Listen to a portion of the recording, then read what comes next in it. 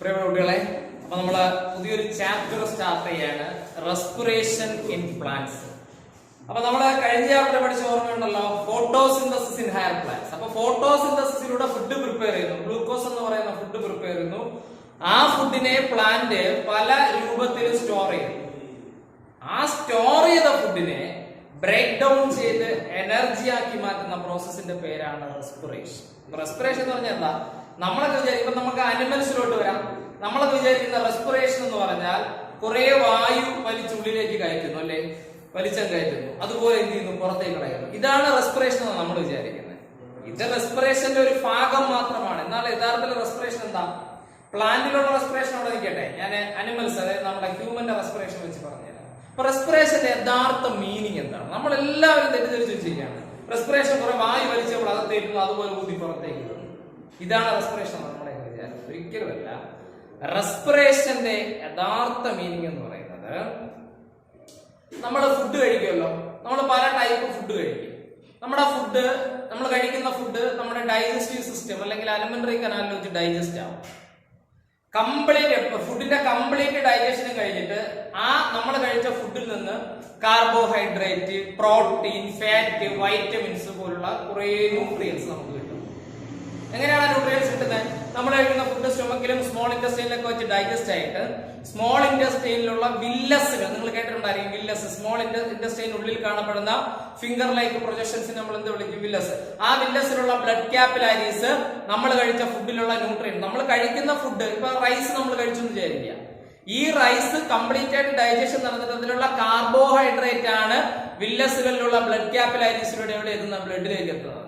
നമ്മൾ പയറുവർഗ്ഗങ്ങൾ കഴിച്ചെന്ന് വിചാരിക്കുക, അതിലുള്ള പ്രോട്ടീൻ ആണ്, അല്ല പയറുവർഗ്ഗം അത് എന്താണ്? സ്മോൾ പീസസ് ആയിട്ട് പൊടിഞ്ഞ് അല്ലെങ്കിൽ പൊട്ടിയിട്ടല്ല നമ്മുടെ ബ്ലഡിലോട്ട് നിന്ന്, അതിൽ ഡൈജസ്റ്റ് ആയി അതിലുള്ള ന്യൂട്രിയൻസ്, അതായത് പ്രോട്ടീൻ ആണ് ഇവിടെ എത്തുന്നത്, ബ്ലഡിലേക്ക് എത്തുന്നത്. നമ്മുടെ മീന്, മുട്ട, ഇറച്ചി ഇങ്ങനെയുള്ള ആഹാരങ്ങൾ കഴിക്കുമ്പോൾ അതിലുള്ള കൊഴുപ്പ്, അതിലുള്ള ഫാറ്റ് ഇതുപോലെ നമ്മുടെ ബോഡിയിൽ വെച്ച് ആ ഫുഡ് ഡൈജസ്റ്റ് ആയിട്ട് അതിൽ നിന്ന് സെപ്പറേറ്റ് ആവുന്ന ഫാറ്റ് സ്മോൾ ഇൻറ്റസ്റ്റൈനിലെ വില്ലസുകൾ വഴി ബ്ലഡിലേക്ക് എത്തും. അപ്പൊ എന്തായാലും നമ്മൾ കഴിക്കുന്ന ആഹാരം കംപ്ലീറ്റ് ഡൈജഷൻ നടന്ന ശേഷം ആഹാരത്തിലുള്ള carbohydrate, protein, fat, vitamins, micro nutrients, minerals തുടങ്ങിയ എല്ലാ ന്യൂട്രിയൻസും സ്മോൾ ഇൻറ്റസ്റ്റൈനിലുള്ള വില്ലസുകളിലെ ബ്ലഡ് ക്യാപ്പിലാരീസിലൂടെ ബ്ലഡിലേക്ക് എത്തും. അപ്പൊ നമ്മൾ കഴിച്ച ആഹാരം ഇപ്പൊ എവിടെ എത്തി? ബ്ലഡിലെത്തി.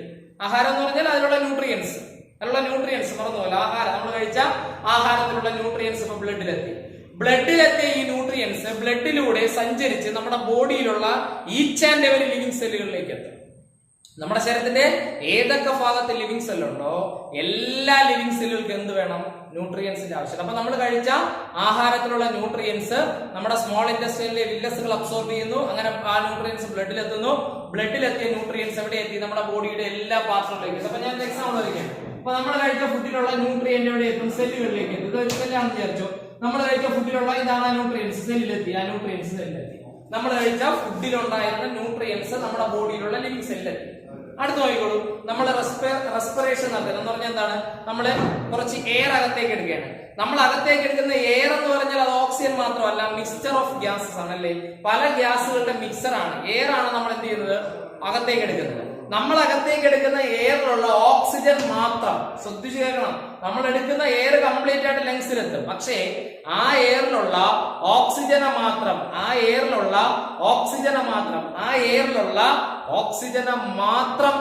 ആര്? നമ്മുടെ ലങ്സ് സെപ്പറേറ്റ് ചെയ്തിട്ട് ആർക്ക് കൊടുക്കും? ഓക്സിജനെ മാത്രം ബ്ലഡിലോട്ട് കൊടുക്കും, അല്ലെ? നമ്മുടെ എന്താണ് ലങ്സിനകത്ത് ആൽവിയോളൈകൾ എന്ന് പറയുന്ന ചില പാർട്ടുണ്ട്. ആൽവിയോളൈ നമ്മുടെ ബ്ലഡിലുള്ള നമ്മുടെ എയറിലുള്ള, നമ്മൾ അകത്തേക്ക് എടുത്ത എയറിലുള്ള ഓക്സിജനെ മാത്രം ഫിൽട്ടർ ചെയ്ത് ആർക്ക് കൊടുക്കും? ബ്ലഡിന് കൊടുക്കും. ബാക്കി എയറൊക്കെ നമ്മൾ പുറത്തേക്ക് കളയും. അങ്ങനെ നമ്മുടെ ബ്ലഡിലേക്ക് ആരെത്തി? ഓക്സിജൻ എത്തി. നേരത്തെ പറഞ്ഞല്ലോ തന്നെ, ഫുഡ് ന്യൂട്രിയൻസ് ബ്ലഡിലെത്തിയപ്പോ എന്ത് ചെയ്തു? ബ്ലഡിലൂടെ സഞ്ചരിച്ചിട്ട് എല്ലാ സെല്ലുകളിലേക്ക്. അതുപോലെ നമ്മുടെ ഓക്സിജൻ, നമ്മൾ റെസ്പയർ ചെയ്യുന്ന എയറിലുള്ള ഓക്സിജൻ മാത്രം ബ്ലഡിലേക്ക് എത്തുകയും ആ ഓക്സിജൻ ബ്ലഡിലൂടെ സഞ്ചരിച്ച് നേരത്തെ ന്യൂട്രിയൻസ് എത്തിയില്ലേ സെല്ലുകള്, ആ സെല്ലുകളിലേക്ക് ആരെത്തുന്നു? ഓക്സിജൻ എത്തുന്നു. അപ്പൊ നേരത്തെ ഓൾറെഡി അവിടെ ആരുണ്ട്? ന്യൂട്രിയൻസ് ഉണ്ട്.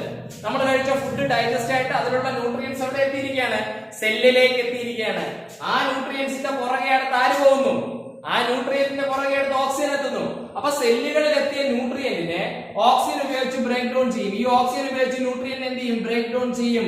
അതിപ്പോ കാർബോഹൈഡ്രേറ്റ് ആയാലും, അതായത് ഗ്ലൂക്കോസ് ആയാലും ശരി, ഫാറ്റ് ആയാലും ശരി, പ്രോട്ടീൻ ആയാലും ശരി, ഏത് ന്യൂട്രിയന്റ് ആയാലും ശരി, ആ ന്യൂട്രിയന്റിനെ ഓക്സിജൻ ഉപയോഗിച്ച് ഇവിടെ വെച്ചാൽ ഒരു സെല്ലിനകത്ത് വെച്ചാണ് ബ്രേക്ക് ഡൗൺ ചെയ്യുന്നത്. അങ്ങനെ സെല്ലിനകത്ത് വെച്ച് ഓക്സിജൻ ഉപയോഗിച്ച് ന്യൂട്രിയന്റിനെ ബ്രേക്ക് ഡൗൺ ചെയ്യുമ്പോൾ എന്ത് കിട്ടും? ATP കിട്ടും, എനർജി കിട്ടും. ഈ പ്രോസസ്സിന്റെ പേരാണ് റെസ്പിറേഷൻ. അപ്പൊ റെസ്പിറേഷൻ എന്ന് പറഞ്ഞാൽ എന്താ?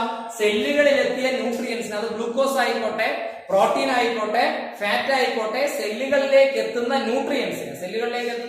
ന്യൂട്രിയൻസിനെ ഓക്സിജൻ ഉപയോഗിച്ച് ബ്രേക്ക് ഡൗൺ ചെയ്ത് എനർജി പ്രൊഡ്യൂസ് ചെയ്യുന്ന പ്രോസസ്സിന്റെ പേരാണ് റെസ്പിറേഷൻ. അപ്പൊ ശരിക്കും റെസ്പിറേഷൻ നടക്കുന്നത് നമ്മുടെ ലങ്സിലല്ല, നമ്മുടെ ബോഡിയിലുള്ള ഈച്ച് ആൻഡ് എവരി ലിവിംഗ് സെല്ലുകളിലാണ്. നമ്മുടെ ശരീരത്തിലുള്ള എല്ലാ ലിവിംഗ് സെല്ലുകളിലുമാണ് എന്ത് നടക്കുന്നത്? റെസ്പിറേഷൻ നടക്കുന്നത്. അപ്പൊ റെസ്പിറേഷന്റെ സൈറ്റ് ആണ് വെച്ചാൽ സെല്ലില. അപ്പൊ ശരിക്കും ഇതിന്റെ പേര് സെല്ലുലാർ റെസ്പിറേഷൻ എന്നാണ്. നമ്മൾ ചുരുക്കി എന്ന് വിളിക്കുന്ന റെസ്പിറേഷൻ എന്ന് വിളിക്കുന്ന ശരിക്കുള്ള പേരെന്താണ്? സെല്ലുലാർ റെസ്പിറേഷൻ എന്നാണ്. Cellular respiration. ആ സെല്ലുലാർ റെസ്പിറേഷൻ നമ്മൾ ചുരുക്കി എന്ന് വിളിക്കുന്നു? റെസ്പിറേഷൻ എന്ന് വിളിക്കുന്നു. അപ്പൊ യഥാർത്ഥത്തില് റെസ്പിറേഷൻ നടക്കുന്നത് ലങ്സിലല്ല, പിന്നെ എവിടെയാണ്? നമ്മുടെ ബോഡിയിലുള്ള എല്ലാ സെല്ലുകളിലുമാണ്. അപ്പൊ നമ്മളെ സംബന്ധിച്ച് ആഹാരം കഴിച്ചിട്ടാണ് ബ്രേക്ക് ഡൗൺ, അല്ലെങ്കിൽ ആഹാരത്തെ ഡൈജസ്റ്റ് ചെയ്ത് അതിൽ നിന്നുള്ള ന്യൂട്രിയൻസ് സെപ്പറേറ്റ് ആയിട്ട് ബ്ലഡിലെത്തുന്നു, ബ്ലഡിലെത്തുന്ന ന്യൂട്രിയൻസ് സെല്ലുകളിലേക്ക് എത്തുന്നു. അങ്ങനെ അതുപോലെ തന്നെ ഓക്സിജനും സെല്ലുകളിലേക്ക് എത്തുന്നു. സെല്ലുകളിൽ എത്തുന്ന ഓക്സിജൻ സെല്ലുകളിൽ ഇരിക്കുന്ന ന്യൂട്രിയൻസിനെ ബ്രേക്ക് ഡൗൺ ചെയ്ത് എനർജിയാക്കി മാറ്റുന്നു. അതാണ് റെസ്പിറേഷൻ, സെല്ലുലാർ റെസ്പിറേഷൻ. പ്ലാന്റ്സിനെ സംബന്ധിച്ച് അവർക്ക് ഫുഡ് എന്താണ്? കഴിക്കേണ്ട കാര്യമില്ല, അവരുടെ ബോഡി എന്ത് ചെയ്യുന്നു? ഫോട്ടോസിന്തസിലൂടെ ഫുഡ് പ്രിപ്പയർ ചെയ്യുന്നു. പ്ലാന്റ്സിനെ സംബന്ധിച്ച് എന്താ ചെയ്യുന്നത്? അവര് ഫുഡ് പ്രിപ്പയർ ചെയ്യും അല്ലേ? പ്ലാന്റ് പ്രിപ്പയർ ചെയ്യുന്ന ഫുഡ്, ആ ഫുഡിനെ ബ്രേക്ക് ഡൗൺ ചെയ്ത് എനർജിയാക്കി മാറ്റുന്ന പ്രോസസ്സ്, അതിനാണ് നമ്മൾ റെസ്പിറേഷൻ എന്ന് വിളിക്കുന്നത്. അപ്പൊ നമ്മൾ ഫോട്ടോസിന്തസിസ് പഠിച്ചതിന്റെ നേരെ ഓപ്പോസിറ്റ്. ഫോട്ടോസിന്തസിസ് എന്താ? കാർബൺ ഡൈ ഓക്സൈഡും എന്താണ് വാട്ടറും കൂടി ചേർന്നിട്ട് ഗ്ലൂക്കോസ് ഉണ്ടാവുന്നത്. ഇവിടെ നേരെ തിരിച്ചാ, ഗ്ലൂക്കോസിനെ ബ്രേക്ക് ഡൗൺ ചെയ്ത് എനർജിയാക്കി മാറ്റുന്നത്. അതാണ് C6H12O6. ഇത് ഗ്ലൂക്കോസ് ആണ് ഞാൻ എഴുതുന്നത്. C6H12O6. ഇത് നമ്മൾ എന്ത് ചെയ്യും? ഓക്സിജൻ ഉപയോഗിച്ച് ബ്രേക്ക് ഡൗൺ ചെയ്യും. ഓക്സിജൻ ഉപയോഗിച്ച് ബ്രേക്ക് ഡൗൺ ചെയ്യുമ്പോൾ എന്തൊക്കെ കിട്ടും? പ്രധാനമായിട്ട് ATP കിട്ടും, എനർജി കിട്ടും. ATP എന്ന് പറഞ്ഞാൽ എന്താണ്? എനർജിയാണ് നമ്മൾ എന്ത് വിളിക്കുന്നത്? ATP. അതാണ് main product. Main product ATP ആണ്. ഇതിന്റെ ബൈ പ്രോഡക്റ്റ് ആയിട്ട് കാർബൺ ഡൈ ഓക്സൈഡിനെയും പിന്നെ ആരെയും കിട്ടും? വാട്ടറിനെയും കിട്ടും. ഇത് ബൈ പ്രോഡക്റ്റ് ആണ്. മെയിൻ പ്രോഡക്റ്റിനോട് ഉണ്ടാകുന്നവരെയാണ് നമ്മൾ എന്ത് വിളിക്കുന്നത്? By product. അപ്പൊ നേരെ തിരിച്ചാണ് നമ്മൾ എവിടെ പഠിച്ചത്? ഫോട്ടോസിന്തസിൽ എന്താ പഠിച്ചത്? സിമ്പിൾ ആയിട്ടുള്ള കാർബൺ ഡൈ ഓക്സൈഡും വാട്ടറും ചേർന്നിട്ട് ആരുണ്ടാവും? ഗ്ലൂക്കോസ് ഉണ്ടാവും. ഇവിടെ നേരെ തിരിച്ചാ, ഗ്ലൂക്കോസ് ഓക്സിജൻ ഉപയോഗിച്ച് ബ്രേക്ക് ഡൗൺ ചെയ്തിട്ട് ആരായി മാറും? എനർജി പ്ലസ് ബൈ പ്രോഡക്റ്റ് ആയിട്ട്, അതായത് മെയിൻ പ്രോഡക്റ്റ് എനർജിയാണ്. അതിന്റെ കൂടെ ഉണ്ടാകുന്നവരെയാണ് നമ്മൾ എന്ത് വിളിക്കുന്നത്? By product. അപ്പൊ ഇതാണ് ഇത് ബാലൻസ്ഡ് ഇക്വേഷൻ ഒന്നും അല്ല, ഞാൻ നോർമലി ഒരു ഇക്വേഷൻ എഴുതിയതാണ് റെസ്പിറേഷൻ. അപ്പൊ ഗ്ലൂക്കോസ്, ഇവിടെ ഞാനിപ്പോ ഗ്ലൂക്കോസ് അല്ലേ എഴുതിയിരിക്കുന്നത്. ഇവിടെ എഴുതിക്കുന്ന ആരാണ്? ഗ്ലൂക്കോസിനെ എന്തുപയോഗിച്ച്? ഓക്സിജൻ ഉപയോഗിച്ച് ബ്രേക്ക് ഡൗൺ ചെയ്യുമ്പോൾ എനർജി കിട്ടുന്നത്. ഇതിപ്പോ ഇവിടെ ഗ്ലൂക്കോസ് തന്നെ പറഞ്ഞൊന്നുമില്ല. ഗ്ലൂക്കോസ് ആയാലും പ്രോട്ടീൻ ആയാലും ഫാറ്റ് ആയാലും ആരെയായാലും ഇതിൽ ആരെ ബ്രേക്ക് ഡൗൺ ചെയ്താലും എന്ത് കിട്ടും? എനർജി കിട്ടും. അപ്പൊ ഞാൻ ഒന്നുകൂടി പറയാണ്, ഞാനിവിടെ എഴുതിയിരിക്കുന്ന ആരെയാണ്? ഗ്ലൂക്കോസിനെ ഓക്സിജൻ ഉപയോഗിച്ച് ബ്രേക്ക് ഡൗൺ ചെയ്തിട്ട് എനർജി ഉണ്ടാക്കും. എവിടെ വെച്ച്? സെല്ലുകളിൽ വെച്ച്. ഇതിനെയാണ് എന്ത് വിളിക്കുന്നത്? Cellular respiration. ഞാൻ പറഞ്ഞു വന്നത് ഗ്ലൂക്കോസ് തന്നെ വേണമെന്നില്ല എനർജി പ്രൊഡ്യൂസ് ചെയ്യാൻ. ഇവിടെ എനർജി ഉണ്ടാകാനേ റെസ്പിറേറ്ററി സബ്സ്ട്രാറ്റ് ആയിട്ട്, അപ്പൊ ഇവരെയൊക്കെ വിളിക്കുന്ന റെസ്പിറേറ്ററി സബ്സ്ട്രാറ്റ് എന്നാണ്. ആ വേർഡ് ഓർമ്മിച്ചിരിക്കണം, റെസ്പിറേറ്ററി സബ്സ്ട്രാറ്റ്. അപ്പൊ എന്താണ് റെസ്പിറേറ്ററി സബ്സ്ട്രാറ്റ് എന്ന് പറഞ്ഞാൽ? റെസ്പിറേറ്ററി സബ്സ്ട്രാറ്റ് എന്ന് പറഞ്ഞാൽ എന്താണ്? ഏത് ന്യൂട്രിയന്റിനെയാണോ ബ്രേക്ക് ഡൗൺ ചെയ്ത് എനർജി ആക്കി മാറ്റുന്നത്, ഗ്ലൂക്കോസിനെ ബ്രേക്ക് ഡൗൺ ചെയ്ത് എനർജി ആക്കി മാറ്റിയാൽ ഗ്ലൂക്കോസ് ആണ് റെസ്പിറേറ്ററി സബ്സ്ട്രാറ്റ്. പ്രോട്ടീനെയാണ് ഓക്സിജൻ ഉപയോഗിച്ച് ബ്രേക്ക് ഡൗൺ ചെയ്ത് എനർജി ആക്കി മാറ്റുന്നതെങ്കിൽ പ്രോട്ടീൻ ആണ് റെസ്പിറേറ്ററി സബ്സ്ട്രാറ്റ്. ഫാറ്റിനെ ബ്രേക്ക് ഡൗൺ ചെയ്താൽ എനർജി കിട്ടും. ഫാറ്റിനെയാണ് ഓക്സിജൻ ഉപയോഗിച്ച് ബ്രേക്ക് ഡൗൺ ചെയ്ത് എനർജി ആക്കി മാറ്റുന്നതെങ്കിൽ ഫാറ്റ് ആണ് റെസ്പിറേറ്ററി സബ്സ്ട്രാറ്റ്. അപ്പൊ ഏത് ന്യൂട്രിയന്റ് കണ്ടന്റിനെയാണോ, അത് ഗ്ലൂക്കോസ് ആയാലും പ്രോട്ടീൻ ആയാലും ഫാറ്റ് ആയാലും ആരെയാണോ ഓക്സിജൻ ഉപയോഗിച്ച് ബ്രേക്ക് ഡൗൺ ചെയ്ത് എനർജി ആക്കി മാറ്റുന്നത്, ആ ന്യൂട്രിയന്റ് സബ്സ്ട്രാറ്റിനെ വിളിക്കുന്നത്, അല്ലെങ്കിൽ ആ ന്യൂട്രിയന്റ് കണ്ടന്റിനെ വിളിക്കുന്ന പേരാണ് റെസ്പിറേറ്ററി സബ്സ്ട്രാറ്റ്. നിങ്ങൾ മനസ്സിലാക്കേണ്ടത്, ഗ്ലൂക്കോസിനെ ബ്രേക്ക് ഡൗൺ ചെയ്താൽ മാത്രമല്ല എനർജി കിട്ടുന്നത്, പ്രോട്ടീനെ ബ്രേക്ക് ഡൗൺ ചെയ്താൽ എനർജി കിട്ടും, ഫാറ്റിനെ ബ്രേക്ക് ഡൗൺ ചെയ്താൽ എനർജി കിട്ടും. അപ്പൊ ഈ ഗ്ലൂക്കോസിന്റെ സ്ഥാനത്ത് പ്രോട്ടീൻ വരാം, ഫാറ്റ് വരാം, ആര് വേണോ വരാം. ഏത് ന്യൂട്രിയന്റിനെയാണോ ഗ്ലൂക്കോസിനെയാണോ പ്രോട്ടീനെയാണോ ഫാറ്റിനെയാണോ ഏത് ന്യൂട്രിയന്റ് കണ്ടന്റിനെയാണോ ഓക്സിജൻ ഉപയോഗിച്ച് ബ്രേക്ക് ഡൗൺ ചെയ്ത് എനർജി ആക്കി മാറ്റുന്നത്, ആ ന്യൂട്രിയന്റ് കണ്ടന്റിനെ വിളിക്കുന്ന പേരാണ് റെസ്പിറേറ്ററി സബ്സ്ട്രാറ്റ്. അപ്പം ഗ്ലൂക്കോസും റെസ്പിറേറ്ററി സബ്സ്ട്രാറ്റ് ആണ്, പ്രോട്ടീനും റെസ്പിറേറ്ററി സബ്സ്ട്രാറ്റ് ആണ്, ഫാറ്റും, ഇവരെല്ലാവരും റെസ്പിറേറ്ററി സബ്സ്ട്രാറ്റ് ആണ്. കാരണം ഇവരിൽ ആരെ ബ്രേക്ക് ഡൗൺ ചെയ്താലും എന്ത് കിട്ടും? എനർജി കിട്ടും. ഇതിൽ ആരെ ഓക്സിജൻ ഉപയോഗിച്ച് ബ്രേക്ക് ഡൗൺ ചെയ്താലും, അപ്പം ഗ്ലൂക്കോസിന് ഓക്സിജൻ ഉപയോഗിച്ച് ബ്രേക്ക് ഡൗൺ ചെയ്താൽ എനർജി കിട്ടും, പ്രോട്ടീൻ ഓക്സിജൻ ഉപയോഗിച്ച് ബ്രേക്ക് ഡൗൺ ചെയ്താൽ എനർജി കിട്ടും, ഫാറ്റിനെ ഓക്സിജൻ ഉപയോഗിച്ച് ബ്രേക്ക് ഡൗൺ ചെയ്താൽ എനർജി കിട്ടും. അപ്പൊ ഇതിൽ ആരെ ഓക്സിജൻ ഉപയോഗിച്ച് ബ്രേക്ക് ഡൗൺ ചെയ്താൽ എന്ത് കിട്ടും? എനർജി കിട്ടും. ആരെ ബ്രേക്ക് ഡൗൺ ചെയ്താലും എനർജി കിട്ടും. മനസ്സിലായോ? അതുകൊണ്ട് ഇവരെല്ലാം ഈ ന്യൂട്രിയന്റ് കണ്ടന്റുകളെല്ലാം അറിയപ്പെടുന്നത് റെസ്പിറേറ്ററി സബ്സ്ട്രാറ്റ് എന്നാണ്. ഇവരെല്ലാം എന്ത് വിളിക്കും? നമ്മള് റെസ്പിറേറ്ററി സബ്സ്ട്രാറ്റ് എന്ന് വിളിക്കും. ഈ ന്യൂട്രിയന്റ് കണ്ടന്റുകളെല്ലാം നമ്മൾ വിളിക്കുന്ന പേരെന്താ? Respiratory substrate. ഇവരെയൊക്കെ നമ്മൾ എന്ത് വിളിക്കും? റെസ്പിറേറ്ററി സബ്സ്ട്രാറ്റ് എന്ന് വിളിക്കും. Respiratory substrate. ഓക്കെ അല്ലേ? പറഞ്ഞ ക്ലിയർ ആണോ? പിന്നെ ഒരു മെയിൻ ആയിട്ടുള്ള കാര്യം, ഈ റെസ്പിറേഷൻ രണ്ട് ടൈപ്പ് ഉണ്ട്. നമ്മൾ കേട്ടിട്ടുണ്ട് റെസ്പിറേഷൻ ഓക്സിജൻ വേണമെന്ന് നമ്മൾ പറയും. എന്നാൽ ചില ലോവർ ഓർഗാനിസംസ് ഉണ്ട്, ഓക്സിജൻ കിട്ടാതെയും ചിലപ്പോൾ അവർ റെസ്പിറേഷൻ നടത്തേണ്ടി വരും. ഓക്സിജൻ കിട്ടിയില്ലെങ്കിൽ അവർക്ക് എന്ത് ചെയ്യേണ്ടി വരും? റെസ്പിറേഷൻ നടത്തേണ്ടി വരും. നമുക്കും ചിലപ്പോൾ നടത്തേണ്ടി വരും. നമ്മൾ എന്താണ് വളരെ സ്പീഡിൽ ഓടുകയാണ്, കുറെ ദൂരം നമ്മൾ ഓടുമ്പോൾ എന്ത് ചെയ്യും? കുറച്ച് സമയം കഴിയുമ്പോൾ നമ്മൾ കിതയ്ക്കാൻ തുടങ്ങും. എന്തുകൊണ്ടാണ് നമ്മൾ കിതയ്ക്കാൻ തുടങ്ങുന്നത്? നമ്മുടെ മസിലുകൾക്കൊക്കെ ഭയങ്കര ആക്ടിവിറ്റിയാണ് ഓടുന്ന സമയത്ത്. അപ്പോൾ നമ്മുടെ മസിലിലുള്ള സെല്ലുകളിൽ കൃത്യമായിട്ട് ഓക്സിജൻ എത്തുന്നില്ല. അങ്ങനെ വരുമ്പോൾ നമ്മുടെ മസിൽ സെല്ലുകളിൽ എന്ത് നടക്കും? അനൈറോബിക് റെസ്പിറേഷൻ നടക്കും. ഓക്സിജൻ ഇല്ലാതെയും റെസ്പിറേഷൻ നടക്കും. അപ്പോഴാണ് നമ്മൾ കിതയ്ക്കുന്നത്. അപ്പോൾ നമ്മൾ എന്ത് ചെയ്യും? കിതയ്ക്കും അല്ലെ? അതുപോലെ മറ്റു ചില ലോവർ സെല്ലുകളിലും വളരെ ലോവർ ആയിട്ടുള്ള ചില ഓർഗാനിസംസിലും ഓക്സിജൻ ഇല്ലാതെ റെസ്പിറേഷൻ നടക്കുന്നുണ്ട്. ചില ബാക്ടീരിയകളിൽ, ഈസ്റ്റുകളിലൊക്കെ ഓക്സിജന്റെ അപ്പം ഓക്സിജൻ ഇല്ലാതെയും ചിലപ്പോൾ റെസ്പിറേഷൻ നടക്കും. അത്തരം റെസ്പിറേഷനുകളെ അനൈറോബിക് റെസ്പിറേഷൻ എന്ന് വിളിക്കും.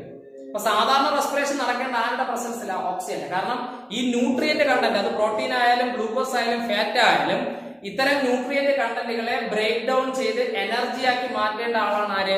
ഓക്സിജൻ. അപ്പൊ ഓക്സിജന്റെ പ്രസൻസിൽ അല്ലാതെ എന്താണ് എനർജി ഉണ്ടായാൽ ആ എനർജിയുടെ അളവ് വളരെ കുറവായിരിക്കും. ഓക്കെ ആണല്ലോ? അപ്പൊ നമ്മള് റെസ്പിറേഷൻ രണ്ട് ടൈപ്പ് ആയിട്ട് പഠിക്കാൻ പോകുന്നത്. ഏതൊക്കെയാണ് രണ്ട് ടൈപ്പ് റെസ്പിറേഷൻ? എയ്റോബിക് റെസ്പിറേഷനും അനേറോബിക് റെസ്പിറേഷൻ. എന്താണ് രണ്ട് type respiration? Aerobic respiration, anaerobic respiration.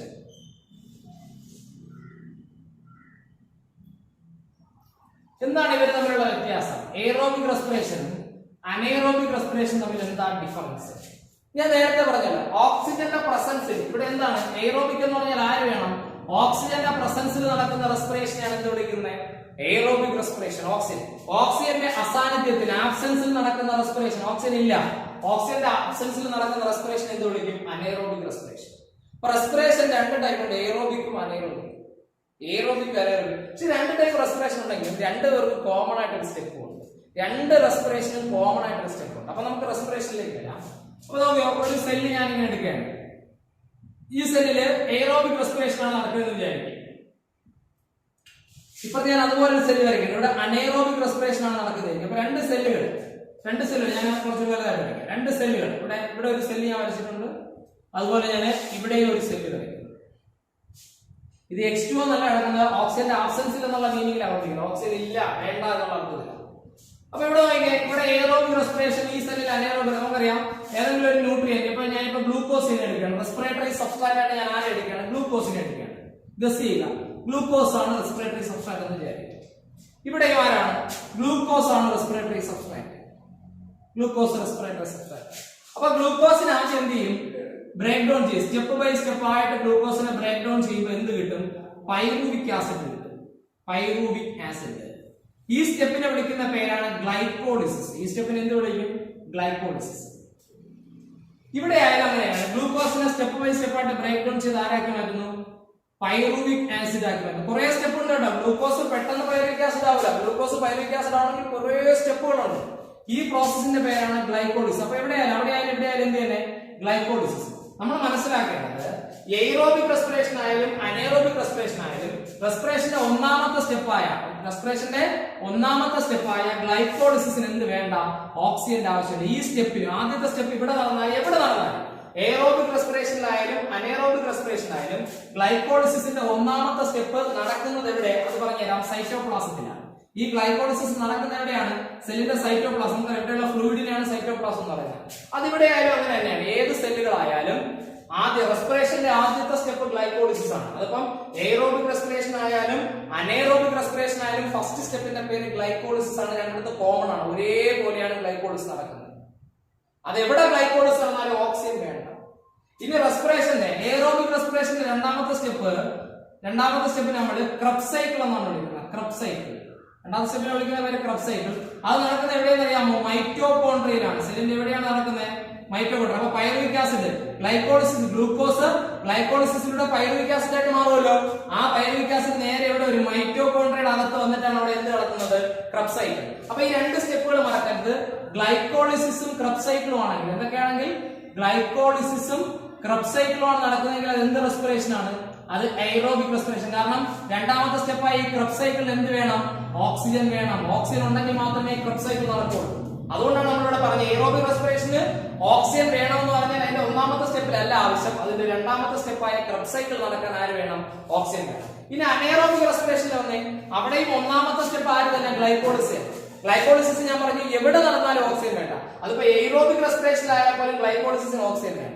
അപ്പൊ ഇവിടെ എന്തായാലും ഗ്ലൈക്കോളിസിസ് നടക്കാൻ എന്ത് വേണ്ട? ഓക്സിജന്റെ ആവശ്യമില്ല. അപ്പൊ ഗ്ലൈക്കോളിസിസ് നടക്കാൻ ഓക്സിജന്റെ ആവശ്യമില്ല. ഉണ്ടോ? ഇല്ല. അപ്പൊ ഇവിടെ ഓക്സിജൻ ഇല്ല. ഈ സെല്ലിനെ അനേറോബിക് സെൽ എന്ന് വിളിക്കാൻ കാരണം ഇവിടെ ഓക്സിജൻ എന്നുള്ള സാധനം ഒരിക്കലും കിട്ടാൻ പോകുന്നില്ല. അപ്പൊ എന്ത് ചെയ്യും? പൈറുവിക് ആസിഡ് നേരെ ഫെർമെന്റേഷൻ വിധേയമാവും. പൈറുവിക് ആസിഡ് എന്ത് വിധേയമാവും? ഫെർമെന്റേഷൻ വിധേയമാവും പൈറുവിക് ആസിഡ്. അപ്പൊ ഇവിടെ നോക്കിക്കേ, ഇവിടെ രണ്ട് സ്റ്റെപ്പ് ഏതൊക്കെ? Anaerobic respiration. ഒന്നാമത്തെ സ്റ്റെപ്പ് എന്ത് തന്നെ? ഗ്ലൈക്കോളിസിസ് തന്നെ. രണ്ടാമത്തെ സ്റ്റെപ്പിന്റെ പേര് ഫെർമെന്റേഷൻ. ഈ രണ്ട് സ്റ്റെപ്പ് നടക്കുന്നത് സെല്ലിന്റെ സൈറ്റോപ്ലാസത്തിലാണ്. കാരണം ഇവിടെ മൈറ്റോകോൺട്രിയ ഒന്നുമില്ല. സെല്ലിന്റെ സൈറ്റോപ്ലാസത്തിലാണ് രണ്ട് സ്റ്റെപ്പുകൾ നടക്കുന്നത്. പറഞ്ഞു മനസ്സിലായി? അപ്പം എയ്റോബിക് റെസ്പിറേഷന്റെ രണ്ട് സ്റ്റെപ്പ് ഏതൊക്കെയാണ്? ഗ്ലൈക്കോളിസിസും ക്രബ് സൈക്കിളും. ഗ്ലൈക്കോളിസിസും ക്രബ് സൈക്കിളും. ഗ്ലൈക്കോളിസിസ് നടക്കുന്നത് സെല്ലിന്റെ സൈറ്റോപ്ലാസത്തിലും ക്രബ് സൈക്കിൾ നടക്കുന്നത് എവിടെയാണ്? മൈറ്റോകോൺട്രിയയിലാണ്. ഗ്ലൈക്കോളിസിസ് നടക്കുന്നത് സെല്ലിന്റെ സൈറ്റോപ്ലാസത്തിലും ക്രബ് സൈക്കിൾ നടക്കുന്നത് എവിടെയാണ്? മൈറ്റോകോൺട്രിയയിൽ. എന്നാൽ അനേറോബിക് റെസ്പിറേഷൻ ഓക്സിജൻ ഇല്ലാത്ത റെസ്പിറേഷൻ ആയിരിക്കും. ഗ്ലൈക്കോളിസിസ് നടക്കുന്നത് സൈറ്റോപ്ലാസം. ഇവിടത്തെ പോലെ ഇവിടെയും ഗ്ലൈക്കോളിസിസ് സൈറ്റോപ്ലാസം, ഓക്സിജൻ വേണ്ട. ഇവിടെയും ഗ്ലൈക്കോളിസിസ് സൈറ്റോപ്ലാസത്തിൽ തന്നെ, അതിനെന്ത് വേണ്ട? ഓക്സിജൻ വേണ്ട. പക്ഷെ രണ്ടാമത്തെ സ്റ്റെപ്പ് ഫെർമെന്റേഷൻ. ഇവിടെ രണ്ടാമത്തെ സ്റ്റെപ്പ് ക്രബ് സൈക്കിൾ ആണ്. ഇവിടെ രണ്ടാമത്തെ സ്റ്റെപ്പിന്റെ പേര് ഫെർമെന്റേഷൻ ആണ്. ആ ഫെർമെന്റേഷൻ നടക്കുന്നത് എവിടെയെന്ന് അറിയാമോ? ഫെർമെന്റേഷൻ നടക്കുന്നതും സൈറ്റോപ്ലാസം. അപ്പം അനേറോബിക് റെസ്പിറേഷന്റെ രണ്ട് സ്റ്റെപ്പ് ഗ്ലൈക്കോളിസിസ് ആയാലും ഫെർമെന്റേഷൻ ആയാലും രണ്ടും നടക്കുന്നത് സൈറ്റോപ്ലാസത്തിലാണ്. സെല്ലിന്റെ അകത്തുള്ള ഫ്ലൂയിഡിന്റെ പേരാണ് സൈറ്റോപ്ലാസം. രണ്ടും നടക്കുന്ന സൈറ്റോപ്ലാസം തന്നെ. രണ്ട് സ്റ്റെപ്പുകൾക്ക് എന്ത് വേണ്ട? ഓക്സിജൻ വേണ്ട. ഓക്സിജൻ വേണ്ടെന്നല്ല ശരിക്കും, അവിടെ ഓക്സിജൻ ഇല്ലാത്തത് കൊണ്ടാണ്, ഈ സെല്ലിനകത്ത് ഓക്സിജൻ ഇല്ലാത്തത് കൊണ്ടാണ് രണ്ടാമത്തെ സ്റ്റെപ്പായിട്ടുള്ള എന്ത് നടന്നത്? ഫെർമെന്റേഷൻ നടന്നത്. ഇവിടെ ഓക്സിജൻ ഉണ്ടായിരുന്നെങ്കിൽ രണ്ടാമത്തെ സ്റ്റെപ്പായിട്ട് എന്ത് നടന്നേനെ? ഈ ക്രബ് സൈക്കിൾ നടന്നേനെ. പക്ഷെ ഇവിടെ എന്തില്ല? ഓക്സിജൻ ഇല്ല. അതാണ് ഞാൻ പറഞ്ഞത്, ഓക്സിജന്റെ പ്രസൻസിലുള്ള റെസ്പിറേഷൻ ആണ് എയ്റോബിക് റെസ്പിറേഷൻ. ഓക്സിജന്റെ ആബ്സെൻസിലുള്ള റെസ്പിറേഷൻ ആണ് അനേറോബിക് റെസ്പിറേഷൻ. ഇവിടെ അറിഞ്ഞിരിക്കേണ്ട ചില ഫാക്ടറുകളുണ്ട്. എയ്റോബിക് റെസ്പിറേഷൻ ആയാലും അനേറോബിക് റെസ്പിറേഷൻ ആയാലും ഒന്നാമത്തെ സ്റ്റെപ്പ് കോമൺ സ്റ്റെപ്പാണ്. ഏതാ? ഗ്ലൈക്കോളിസിസ് എന്ന് പറയുന്ന സ്റ്റെപ്പ്. ഫസ്റ്റ് സ്റ്റെപ്പിന്റെ പേര് ഗ്ലൈക്കോളിസിസ്. ആ ഗ്ലൈക്കോളിസിസ് എന്ന് പറയുന്ന സ്റ്റെപ്പ് കോമൺ ആയിട്ടുള്ള സ്റ്റെപ്പ്. അത് എല്ലായിടത്തും ഉള്ള സ്റ്റെപ്പാണ്. എവിടെയാ? എയ്റോബിക് റെസ്പിറേഷനിലും ഉണ്ട്, അനേറോബിക് റെസ്പിറേഷനിലും ഉണ്ട്. ഏത് റെസ്പിറേഷനിലായാലും ഫസ്റ്റ് സ്റ്റെപ്പ് ആയിട്ടുള്ള ഗ്ലൈക്കോളിസിസ് കോമൺ ആണ്. ഇനി ശരിക്കും ഒരു കാര്യം അങ്ങോട്ട് പറഞ്ഞുതരാം. ഈ ഒരു സെൽ, ഏതെങ്കിലും ഒരു സെൽ, ഈ ഒരു സെൽ എടുത്ത് ഈ സെല്ലിൽ ഗ്ലൂക്കോസ് ഗ്ലൈക്കോളിസിസ് എന്ന് പറയുന്ന പ്രോസസ്സിലൂടെ പൈറുവിക് ആസിഡ് ആയിട്ട് മാറിയല്ലോ. പൈറുവിക് ആസിഡ്, ഈ പൈറുവിക് ആസിഡ് നോക്ക് ഇവിടെ ഓക്സിജൻ ഉണ്ടോ? അപ്പൊ ഓക്സിജൻ ഉണ്ടാകുമ്പോൾ ഓക്സിജൻ ഉണ്ടെങ്കിൽ എന്ത് നടക്കും? ക്രബ് സൈക്കിൾ നടക്കും. ഓക്സിജൻ ഇല്ലെങ്കിലോ ഫെർമെന്റേഷൻ നടക്കും. അതാണ് സംഭവിക്കുന്നത്. അപ്പൊ ഒന്നാമത്തെ സ്റ്റെപ്പായ ഗ്ലൈക്കോളിസിസ് തീരുന്നത് വരെ അറിഞ്ഞൂടെ അവിടെ ഓക്സിജൻ ഉണ്ടോ ഇല്ലയോ. അപ്പൊ ഒരു റെസ്പിറേഷൻ വ്യക്തമായിട്ട് കേട്ടോണം, ഒരു റെസ്പിറേഷൻ എയ്റോബിക് ആണോ അനേറോബിക് ആണോ എന്ന് ഡിസൈഡ് ചെയ്യുന്നത് ഗ്ലൈക്കോളിസിസ് കഴിഞ്ഞിട്ടാണ്. കാരണം ഒന്നാമത്തെ സ്റ്റെപ്പായ ഗ്ലൈക്കോളിസിസ് എവിടെ വന്നാലും ഓക്സിജന്റെ ആവശ്യമില്ല. ഗ്ലൈക്കോളിസിസ് എന്ന് പറയുന്ന സ്റ്റെപ്പ് എവിടെ വന്നാലും, അത് എയറോബിക് റെസ്പിറേഷനിലായാലും ശരി അനേറോബിക് റെസ്പിറേഷനിലായാലും രണ്ടുപേരുടെയും ഒന്നാമത്തെ കോമൺ സ്റ്റെപ്പാണ് ഗ്ലൈക്കോളിസിസ്. എന്തുകൊണ്ട് രണ്ടിടത്തും ഗ്ലൈക്കോളിസിസ് വരുന്നു എന്ന് ചോദിച്ചാൽ ഗ്ലൈക്കോളിസിസ് എവിടെ വന്നാലും, അത് എയറോബിക്കിൽ വന്നാലും അനേറോബിക്കിൽ വന്നാലും ഓക്സിജൻ വേണ്ട. അതുകൊണ്ടാണ് രണ്ടിടത്തും വരുന്നത്. ഇനി ശരിക്കും ഒരു റെസ്പിറേഷൻ എയ്റോബിക് ആകണോ അനേറോബിക് ആകണോ എന്ന് ഡിസൈഡ് ചെയ്യുന്നത്, എയ്റോബിക് ആകണോ അനേറോബിക് ആകണോ എന്ന് ഡിസൈഡ് ചെയ്യുന്നത് ഗ്ലൈക്കോളിസിസ് കഴിഞ്ഞിട്ടാണ്. അപ്പൊ ഗ്ലൂക്കോസ് ഗ്ലൈക്കോളിസിസിലൂടെ പൈറുവിക് ആസിഡ് ആയിട്ട് മാറുമല്ലോ. പൈറുവിക് ആസിഡ് നോക്കും ആ സെല്ലിനകത്ത് ഓക്സിജൻ ഉണ്ടോ, ഉണ്ടെങ്കിൽ അവിടെ എന്ത് കിടക്കും? ക്രബ് സൈക്കിൾ, എങ്കിൽ എയ്റോബിക് റെസ്പിറേഷൻ. ഇനി ഗ്ലൈക്കോളിസിസിലൂടെ പൈറുവിക് ആസിഡ് ഉണ്ടായി, ആ പൈറുവിക് ആസിഡ് നോക്കി ഓക്സിജൻ ഇല്ല, അപ്പൊ പൈറുവിക് ആസിഡ് നേരെ എന്തിന് വിധേയമാവും? ഫെർമെന്റേഷൻ വിധേയമാവും. എങ്കിൽ അത് എന്താണ്? Anaerobic respiration. അപ്പൊ ഗ്ലൈക്കോളിസിസും ക്രബ് സൈക്കിളും നടന്നാൽ എയ്റോബിക് റെസ്പിറേഷനും ഗ്ലൈക്കോളിസിസും ഫെർമെന്റേഷനും നടക്കുന്നത് രണ്ട് സ്റ്റെപ്പ്. ഗ്ലൂക്കോസ് പൈറുവിക് ആസിഡ് ആയി മാറുന്നു, എന്താണ്? ഗ്ലൈക്കോളിസ്. പൈറുവിക് ആസിഡ് വീണ്ടും ഡിവൈഡ് ചെയ്യുന്നു, അത് ഫെർമെന്റേഷൻ. അപ്പൊ ഗ്ലൈക്കോളിസിസും ഫെർമെന്റേഷനും ചേർത്ത് നമ്മൾ എന്ത് വിളിക്കും? അനേറോബിക് റെസ്പിറേഷൻ എന്നും ഗ്ലൈക്കോളിസിസിനെയും ക്രബ് സൈക്കിളിനെയും കൂടി ചേർത്ത് എന്ത് വിളിക്കും? Aerobic respiration. ഒന്നുകൂടി വ്യക്തമായിട്ട് മനസ്സിലാക്കുക, ഒരു റെസ്പിറേഷൻ എയ്റോബിക് ആകണോ അനേറോബിക് ആകണോ എന്ന് തീരുമാനിക്കുന്നത് ഗ്ലൈക്കോളിസിസ് കഴിഞ്ഞിട്ടാണ്. കാരണം ഗ്ലൈക്കോളിസിന് ഓക്സിജൻ വേണ്ട. ഗ്ലൂക്കോസ് സ്റ്റെപ്പ് ബൈ സ്റ്റെപ്പ് ആയിട്ട് ഡിവൈഡ് ചെയ്ത് പൈറൂവിക് ആസിഡ് ആയിട്ട് മാറുന്നു. ഗ്ലൂക്കോസ് സ്റ്റെപ്പ് ബൈ സ്റ്റെപ്പ് ആയിട്ട് ഡിവൈഡ് ചെയ്ത് പൈറൂവിക് ആസിഡ് ആയിട്ട് മാറുന്നു. ഗ്ലൂക്കോസ് സ്റ്റെപ്പ് ബൈ സ്റ്റെപ്പ് ആയിട്ട് ഡിവൈഡ് ചെയ്ത് പൈറൂവിക് ആസിഡ് ആയിട്ട് മാറുന്നു. ഈ പ്രോസസ്സിന്റെ പേരാണ് ഗ്ലൈക്കോളിസിസ്. ഈ പ്രോസസ്സിന്റെ പേരാണ് ഗ്ലൂക്കോസ് സ്റ്റെപ്പ് ബൈ സ്റ്റെപ്പ് ആയിട്ട് ബ്രേക്ക് ഡൗൺ ചെയ്തിട്ട് ആരായി മാറും? പൈറുവിക് ആസിഡ് ആയിട്ട് മാറും. അതാണ് ഗ്ലൈക്കോളിസിസ്. ഗ്ലൈക്കോളിസിസ് കഴിഞ്ഞല്ലോ, പൈറുവിക് ആസിഡ് കിട്ടിയല്ലോ. പൈറുവിക് ആസിഡ് ചുറ്റും നോക്കും, സെല്ലിനകത്തൊക്കെ നോക്കും, ആരെയാ നോക്കുന്നത്? ഓക്സിജൻ ഉണ്ടാകുന്ന നോക്കുന്നത്. അപ്പൊ ഗ്ലൈക്കോളിസിസ് കഴിയുന്നത് വരെ അറിഞ്ഞൂടാ റെസ്പിറേഷൻ എയ്റോബിക് ആണോ അനേറോബിക് ആണെന്ന് മുൻകൂട്ടി പറയാൻ പറ്റൂല. ഗ്ലൈക്കോളിസിസ് കഴിഞ്ഞതിന് ശേഷം ഓക്സിജൻ ഉണ്ടെങ്കിൽ അവിടെ എയ്റോബിക് റെസ്പിറേഷൻ നടക്കും, അതായത് ക്രബ് സൈക്കിളാണ്. ഗ്ലൈക്കോളിസിസ് കഴിയുമ്പോൾ ഓക്സിജൻ ഇല്ലെങ്കിലോ അടുത്ത ഫെർമെന്റേഷൻ നടക്കും. എങ്കിൽ എന്താണ്? Anaerobic respiration. അപ്പം ഗ്ലൈക്കോളിസിസ് കഴിയുമ്പോഴാണ് തീരുമാനിക്കുന്നത് റെസ്പിറേഷൻ എയ്റോബിക് ആകണോ അനേറോബിക് ആകണോ. റെസ്പിറേഷൻ കഴിയുമ്പോൾ കിട്ടുന്ന പൈറുവിക് ആസിഡ് ഫെർമെന്റേഷന് വിധേയമായാൽ അവിടെ അനേറോബിക് റെസ്പിറേഷൻ. ഗ്ലൈക്കോളിസിലൂടെ കിട്ടുന്ന പൈറുവിക് ആസിഡ് ക്രബ് സൈക്കിളിന് വിധേയമായാൽ, നേരെ മൈറ്റോകോൺട്രിയക്കകത്ത് പോയിട്ട് ക്രബ് സൈക്കിളിന് വിധേയമായാൽ അത് എയ്റോബിക് റെസ്പിറേഷൻ. അപ്പൊ അനേറോബിക് റെസ്പിറേഷന്റെ 2 സ്റ്റെപ്പ് നടക്കുന്ന സൈറ്റോപ്ലാസത്തിൽ തന്നെയാണ്. എന്നാൽ എയ്റോബിക് റെസ്പിറേഷന്റെ 1ാമത്തെ സ്റ്റെപ്പായ ഗ്ലൈക്കോളിസിസ് നടക്കുന്ന സൈറ്റോപ്ലാസത്തിലാണ്. പക്ഷേ ക്രബ് സൈക്കിൾ നടക്കുന്നത് എവിടെയാണ്? മൈറ്റോകോൺട്രിയക്കകത്താണ്. അപ്പൊ ഞാൻ ചോദിക്കുന്നത്, ഇവിടെ 2 ഗ്ലൈക്കോളിസിസ് നമ്മൾ പഠിക്കണം വേണ്ട? നമ്മുടെ എയ്റോബിക് റെസ്പിറേഷനായാലും അനേറോബിക് റെസ്പിറേഷനായാലും ഗ്ലൈക്കോളിസിസ് കോമൺ ആണ്. ഞാൻ പറഞ്ഞു ഗ്ലൈക്കോളിസിസ് കഴിയുമ്പോഴാണ് തീരുമാനിക്കുന്നത് റെസ്പിറേഷൻ എയ്റോബിക് ആവണോ അനേറോബിക് ആവണോ എന്ന്. ഗ്ലൈക്കോളിസിസ് കഴിഞ്ഞിട്ട് ഓക്സിജൻ ഉണ്ടെങ്കിൽ എയ്റോബിക് റെസ്പിറേഷൻ, ഗ്ലൈക്കോളിസിസ് കഴിയുമ്പോൾ ഓക്സിജൻ ഇല്ല എങ്കിൽ അനേറോബിക് റെസ്പിറേഷൻ. ഇത്രയേ ഉള്ളൂ. അപ്പൊ രണ്ടിടത്തെയും ഗ്ലൈക്കോളിസിസ് കോമൺ ആണ്. അതുകൊണ്ട് നമ്മൾ ഒരേ ഒരു ഗ്ലൈക്കോളിസിസ് പഠിച്ചാൽ മതി. അപ്പൊ എന്താണ് ഗ്ലൈക്കോളിസിസ്? ഏത് റെസ്പിറേഷൻ ആയാലും, എയ്റോബിക് ആയാലും അനേറോബിക് ആയാലും, ഏത് റെസ്പിറേഷൻ ആയാലും, എയ്റോബിക് റെസ്പിറേഷൻ ആയാലും അനേറോബിക് റെസ്പിറേഷൻ ആയാലും ആദ്യത്തെ സ്റ്റെപ്പ്, അതായത് കോമൺ സ്റ്റെപ്പ് ആണ് ആദ്യത്തെ സ്റ്റേജ്, അതാണ് ഗ്ലൈക്കോളിസിസ്. ഗ്ലൈക്കോളിസിന്റെ മീനിങ് ഞാൻ പറഞ്ഞു. ഒരു സെല്ലിന്റെ സൈറ്റോപ്ലാസത്തിൽ വെച്ച് ഗ്ലൂക്കോസ് സ്റ്റെപ്പ് ബൈ സ്റ്റെപ്പ് ആയിട്ട് ബ്രേക്ക് ഡൗൺ ചെയ്ത് പൈറുവിക് ആസിഡ് ആയിട്ട് മാറുന്ന പ്രോസസ്സിന്റെ പേരാണ് ഇവിടുത്തെ റെസ്പിറേറ്ററി സബ്സ്ട്രാറ്റ് ഗ്ലൂക്കോസ് ആണ്. ഗ്ലൂക്കോസിനെ എന്ത് ചെയ്യാൻ പോകുന്നത്? നമ്മളിവിടെ പ്രോട്ടീനും റെസ്പിറേറ്ററി സബ്സ്ട്രാറ്റ്, പ്രോട്ടീനെ ബ്രേക്ക് ഡൗൺ ചെയ്താൽ എനർജി കിട്ടും. ഫാറ്റും റെസ്പിറേറ്ററി സബ്സ്ട്രാറ്റ് ആണ്, ഫാറ്റിനെ എന്താണ് ബ്രേക്ക് ഡൗൺ ചെയ്താൽ എനർജി കിട്ടും. ഗ്ലൂക്കോസ് തന്നെ എടുക്കുന്നത്. പക്ഷെ നമ്മുടെ ചാപ്റ്ററിനകത്ത് ടെക്സ്റ്റിനകത്ത് പറഞ്ഞിട്ടുള്ള ഗ്ലൂക്കോസ് വെച്ചിട്ടാണ്. റെസ്പിറേറ്ററി സബ്സ്ട്രാറ്റ് ആയിട്ട് മിക്കയിടത്ത് താഴെയാണ് എടുത്തിട്ടുള്ള ഗ്ലൂക്കോസിന്. ഇവിടെ നോക്കിയേ, ഗ്ലൂക്കോസ് ആദ്യം എന്താണ് ഗ്ലൈക്കോളിസിസ്? നമ്മൾ പഠിക്കാൻ പോകുന്നത് എന്താണ്? ഗ്ലൈക്കോളിസിന്റെ ഒരു സ്കീമാറ്റിക് റെപ്രസെന്റേഷൻ ആണ്. എക്സാമിൽ ചോദിച്ചിട്ടുണ്ട്. ഇത് ചോദിച്ചിട്ട് ഇടയ്ക്ക് ബ്ലാങ്ക് ഇട്ടിരിക്കും. ആ ബ്ലാങ്ക് നമ്മൾ ഫില്ല് ചെയ്യണം. അപ്പൊ ഗ്ലൈക്കോളിസിന്റെ സ്കീമാറ്റിക് സ്ട്രക്ചർ നോക്കിക്കോളൂ. ആരാണ് ഇവിടുത്തെ റെസ്പിറേറ്ററി സബ്സ്ട്രാറ്റ്? ഗ്ലൂക്കോസ് ആണ് ഇവിടുത്തെ റെസ്പിറേറ്ററി സബ്സ്ട്രാറ്റ്. ആരാണ്? ഗ്ലൂക്കോസ്. ആദ്യം ഗ്ലൂക്കോസ് ബ്രേക്ക് ഡൗൺ ചെയ്തിട്ട് ഗ്ലൂക്കോസ് 6-ഫോസ്ഫേറ്റ് ആയിട്ട് മാറും. ഗ്ലൂക്കോസ് ബ്രേക്ക് ഡൗൺ ചെയ്തിട്ട് ആരായി മാറും? ഗ്ലൂക്കോസ് ഫസ്റ്റ് സ്റ്റെപ്പ് ആണ് ഗ്ലൈക്കോളിസിസ്. അതിന്റെ സ്കീമാറ്റിക് റെപ്രസെന്റേഷൻ ഗ്ലൈക്കോളിസിസ് എന്നാണ് ഞാൻ പറഞ്ഞു. ഗ്ലൂക്കോസ് സ്റ്റെപ്പ് ബൈ സ്റ്റെപ്പ് ആയിട്ട് ബ്രേക്ക് ഡൗൺ ചെയ്ത് പൈറുവിക് ആസിഡ് ആയി മാറുന്ന പ്രോസസ്സിന്റെ പേരാണ് ഗ്ലൈക്കോളിസിസ്. അപ്പൊ ഗ്ലൂക്കോസ് ആദ്യമായി മാറുന്നു, ഗ്ലൂക്കോസ് 6-ഫോസ്ഫേറ്റ് ആയിട്ട് മാറുന്നു. ഗ്ലൂക്കോസ് 6-ഫോസ്ഫേറ്റ് ആയിട്ട് മാറും. 1ാമത്തെ സ്റ്റെപ്പ് ഗ്ലൈക്കോളിസിന്റെ ഫസ്റ്റ് സ്റ്റെപ്പാണ്. ആ സ്റ്റെപ്പിന്റെ ഒരു പ്രത്യേകതയുണ്ട്. ആ സ്റ്റെപ്പ് നമ്മൾ എഴുതുമ്പോൾ എങ്ങനെയാണ് എഴുതുന്നത്? ഇങ്ങനെ എഴുതാറുണ്ട്. എന്താണ്? ATP-to-ADP. എന്റെ അർത്ഥം എന്താണ്? ഇവിടെ ATP ഉപയോഗിച്ചതാണ്. എന്റെ മീനിങ് എന്താണ്? ഇവിടെ ATP ഉപയോഗിച്ച് ഞാൻ പറഞ്ഞു ATP-to-ADP എന്ന് കണ്ടാൽ എന്റെ മീനിങ് എന്താ? ATP ഉപയോഗിച്ചെന്നാണ്. ഇവിടെ തുടങ്ങിയതേ ഉള്ളൂ. ATP ഉണ്ടാകേണ്ട പ്രോസസ്സാണ്. പക്ഷെ ആദ്യം നടക്കുന്ന ATPയുടെ ഉപയോഗമാണ്. അപ്പൊ ഒരു മോളിക്യൂൾ ഗ്ലൂക്കോസ് ആണ്. ഒരു മോളിക്യൂൾ ഗ്ലൂക്കോസ് ഒരു മോളിക്യൂൾ എന്തായി മാറി? ഗ്ലൂക്കോസ് 6-ഫോസ്ഫേറ്റ് ആയിട്ട് മാറും. ഇനി അടുത്ത് ഗ്ലൂക്കോസ് 6-ഫോസ്ഫേറ്റ് അടുത്ത് ആരായി മാറും? ഫ്രക്ടോസ് 6-ഫോസ്ഫേറ്റ് ആയിട്ട് മാറും. ഫ്രക്ടോസ് 6-ഫോസ്ഫേറ്റ് ആയിട്ട് മാറും. ഗ്ലൂക്കോസ് 6-ഫോസ്ഫേറ്റ് എന്തായിട്ട് മാറി? ഫ്രക്ടോസ് 6-ഫോസ്ഫേറ്റ് ആയിട്ട് മാറി. ഗ്ലൂക്കോസ് 6-ഫോസ്ഫേറ്റ് ഫ്രക്ടോസ് 6-ഫോസ്ഫേറ്റ് ആയിട്ട് മാറും. അവിടെ എനർജി ഉണ്ടാകുകയില്ല, ഉപയോഗിക്കുകയില്ല. അപ്പൊ ഗ്ലൂക്കോസ് 6-ഫോസ്ഫേറ്റ് ഇപ്പൊ ആരായി മാറി? ഫ്രക്ടോസ് 6-ഫോസ്ഫേറ്റ്. അടുത്ത ഫ്രക്ടോസ് 6-ഫോസ്ഫേറ്റ് ആരായിട്ട് മാറും? ഫ്രക്ടോസ് 1,6-ബൈഫോസ്ഫേറ്റ് ആയിട്ട് മാറും. ഫ്രക്ടോസ് 1,6-ബൈഫോസ്ഫേറ്റ് ആയിട്ട് മാറും. അവിടെ നിങ്ങൾ ശ്രദ്ധിക്കേണ്ട ഒരു കാര്യമുണ്ട്. അവിടെ എങ്ങനെയാണ്? ATP-to-ADP എന്നാണ്. അതിന്റെ അർത്ഥം എന്താണ്? ഇവിടെയും ATP ഉപയോഗിക്കുന്നു എന്നാണ്. ATP ഉപയോഗിക്കുന്ന ഒരു സ്റ്റെപ്പാണ്. അപ്പൊ ഗ്ലൂക്കോസ് 6-ഫോസ്ഫേറ്റ്, ഫ്രക്ടോസ് 6-ഫോസ്ഫേറ്റ്, ഫ്രക്ടോസ് 1,6-ബൈഫോസ്ഫേറ്റ്. അടുത്ത ഈ ഫ്രക്ടോസ് 1,6-ബൈഫോസ്ഫേറ്റ് ആരായി മാറും അറിയാമോ?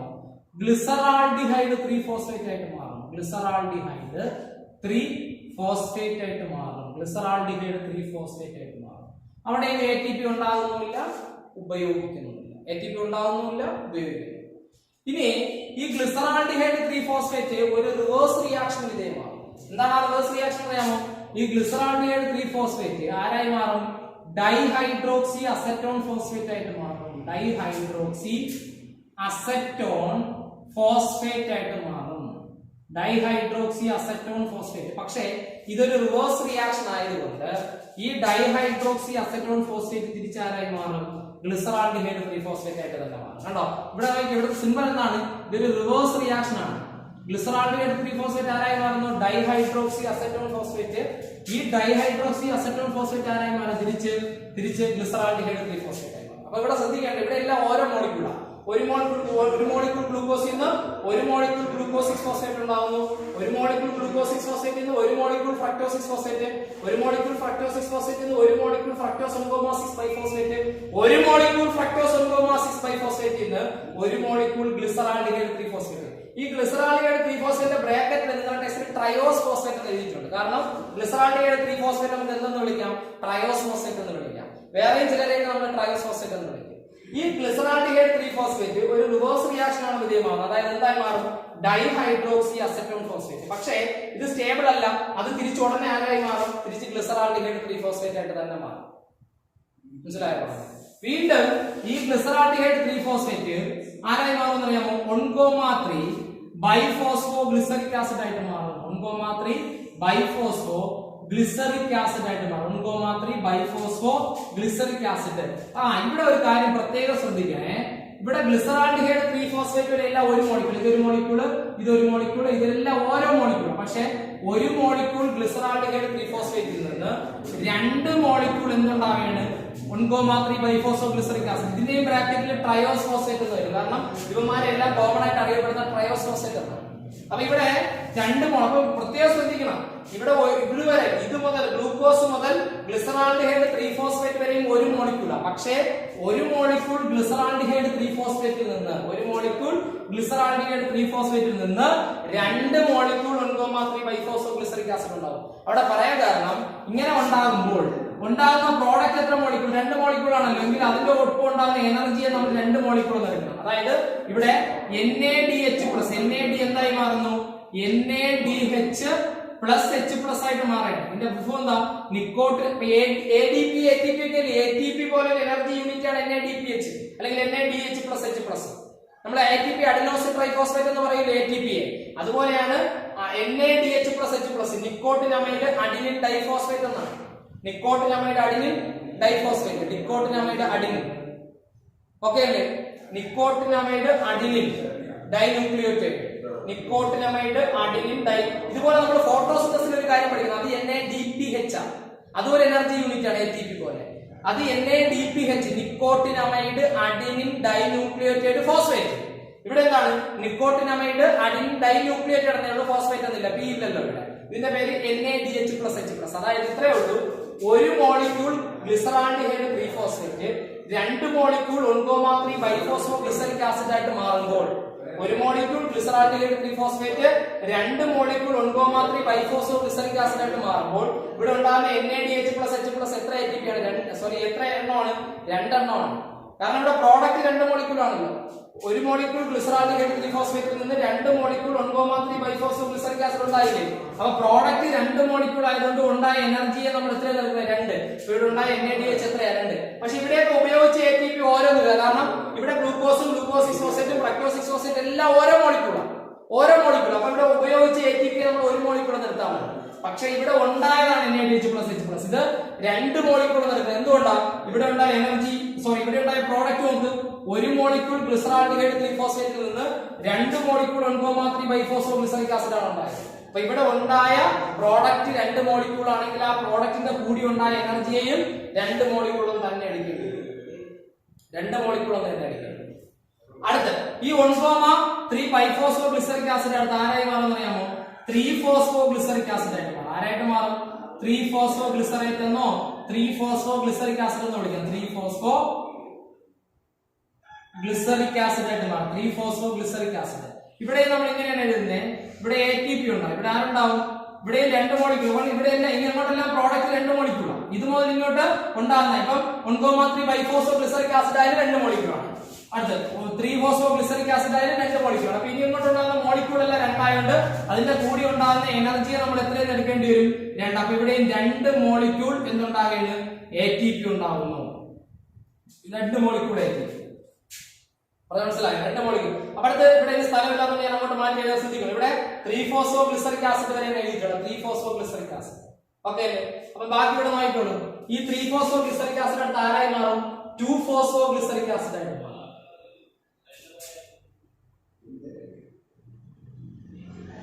3-ഫോസ്ഫോഗ്ലിസറിക് ആസിഡ് അടുത്ത് ആരായി മാറാണ്? 2-ഫോസ്ഫോഗ്ലിസറിക് ആസിഡ് ആയിട്ട് മാറും. 3-ഫോസ്ഫോഗ്ലിസറിക് ആസിഡ് 2-ഫോസ്ഫോഗ്ലിസറിക് ആസിഡ്. ഈ 2-ഫോസ്ഫോഗ്ലിസറിക് ആസിഡ് അടുത്ത് ആരായി മാറും? ഫോസ്ഫോഈനോൾ പൈറുവേറ്റ് ആയിട്ട് മാറും. ഫോസ്ഫോഈനോൾ പൈറുവേറ്റ് ആയിട്ട് മാറും. Phosphoenol pyruvate. ഇവിടെയും എനർജി ഒന്നും ഉണ്ടാകില്ല. ഇവിടെയും വാട്ടർ റിലീസ് ചെയ്യുന്നുണ്ട്. ഇവിടെ H2O വാട്ടർ റിലീസ് ചെയ്യും. ഈ പ്രോസസ്സിലൂടെ ആരെ റിലീസ് ചെയ്യും? വാട്ടർ മാത്രമേ റിലീസ് ചെയ്യുള്ളൂ. ഇവിടെ ഒന്നും ഉണ്ടാവില്ല. ATP, NADH+H+ ഒന്നും ഉണ്ടാവില്ല കേട്ടോ. ഇവിടെ വാട്ടർ റിലീസ് ചെയ്യുക മാത്രമേ ഉള്ളൂ ഈ സ്റ്റെപ്പിൽ. ഓക്കെ അല്ലേ? ലാസ്റ്റ് സ്റ്റെപ്പാണ് ഫോസ്ഫോഈനോൾ പൈറുവേറ്റ്. ലാസ്റ്റ് എന്തായി മാറും? നമ്മൾ പറഞ്ഞു ഗ്ലൈക്കോളിസിസ് എന്ന് പറഞ്ഞാൽ എയറോബിക് റെസ്പിറേഷന്റെയും അനേറോബിക് റെസ്പിറേഷന്റെയും കോമൺ സ്റ്റെപ്പാണ് ഗ്ലൈക്കോളിസിസ്.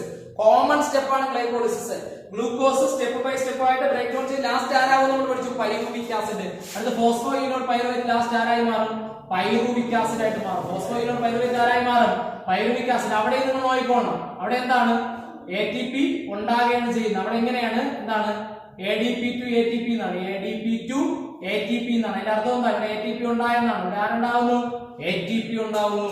ATP ഉണ്ടാവുന്നു. അവിടെ ATP. അപ്പൊ ഇത്രയുമാണ്, ഇതുവരെയാണ് കണ്ടോ സ്റ്റെപ്പുകൾ കണ്ടോ? ഇത്രയാണ് സ്റ്റെപ്പ്. ഇതെവിടെ? ഇത് നോക്കണ്ട. ഇതെന്താണ്? ഇതിവിടെ റിവേഴ്സ് റിയാക്ഷൻ ആണ്. അപ്പൊ എന്താ ഗ്ലൈക്കോളിസിസ്? എവിടെയാ നടക്കുന്നത്? എന്തൊക്കെ ഉണ്ടാകുന്നതാണ് നമ്മൾ നോക്കാൻ പോകുന്നത്.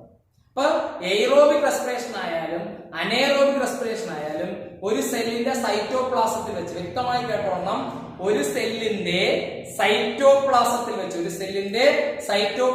വെച്ച് ഗ്ലൂക്കോസ് സ്റ്റെപ്പ് ബൈ സ്റ്റെപ്പ് ആയിട്ട് ബ്രേക്ക് ഡൗൺ ചെയ്ത് എനർജിയായി മാറുന്ന പ്രോസസ്സിന്റെ പേരാണ് ഗ്ലൈക്കോളിസിസ്. സോറി, എനർജി അല്ലല്ലോ, എന്താണ്? പൈറുവിക് ആസിഡ് ആയിട്ട് മാറും. ഗ്ലൂക്കോസ് സ്റ്റെപ്പ് ബൈ സ്റ്റെപ്പ് ആയിട്ട് ബ്രേക്ക് ഡൗൺ ചെയ്ത് പൈറുവിക് ആസിഡ് ഉണ്ടാവും. ഇടയ്ക്ക് എനർജി ഉണ്ട്, എനർജിയും കിട്ടും. ATPയും NADH കിട്ടുന്നുണ്ട്, ഉപയോഗിക്കുന്നില്ലേ? അപ്പൊ കിട്ടുന്നുണ്ട്, എനർജി കിട്ടും. എന്നാലും മെയിൻ ആയിട്ട് ആരാ ലാസ്റ്റ് ഉണ്ടാകുന്ന പ്രോഡക്റ്റ്? Pyruvic acid. അപ്പൊ ഗ്ലൂക്കോസ് സ്റ്റെപ്പ് ബൈ സ്റ്റെപ്പ് ആയിട്ട് ബ്രേക്ക് ഡൗൺ ചെയ്ത് പൈറുവിക് ആസിഡ് വരെ എത്തുന്നു. അതാണ് ഗ്ലൈക്കോളിസിസ്. അത് നടക്കുന്ന ഒരു സെല്ലിന്റെ സൈറ്റോപ്ലാസത്തിലാണ്. നിങ്ങൾ മനസ്സിലാക്കേണ്ടത് ഗ്ലൈക്കോളിസിസ് അതിപ്പോ എയറോബിക് റെസ്പിറേഷൻ ആയാലും അനേറോബിക് റെസ്പിറേഷൻ ആയാലും കോമൺ സ്റ്റെപ്പാണ് ഗ്ലൈക്കോളിസിസ്.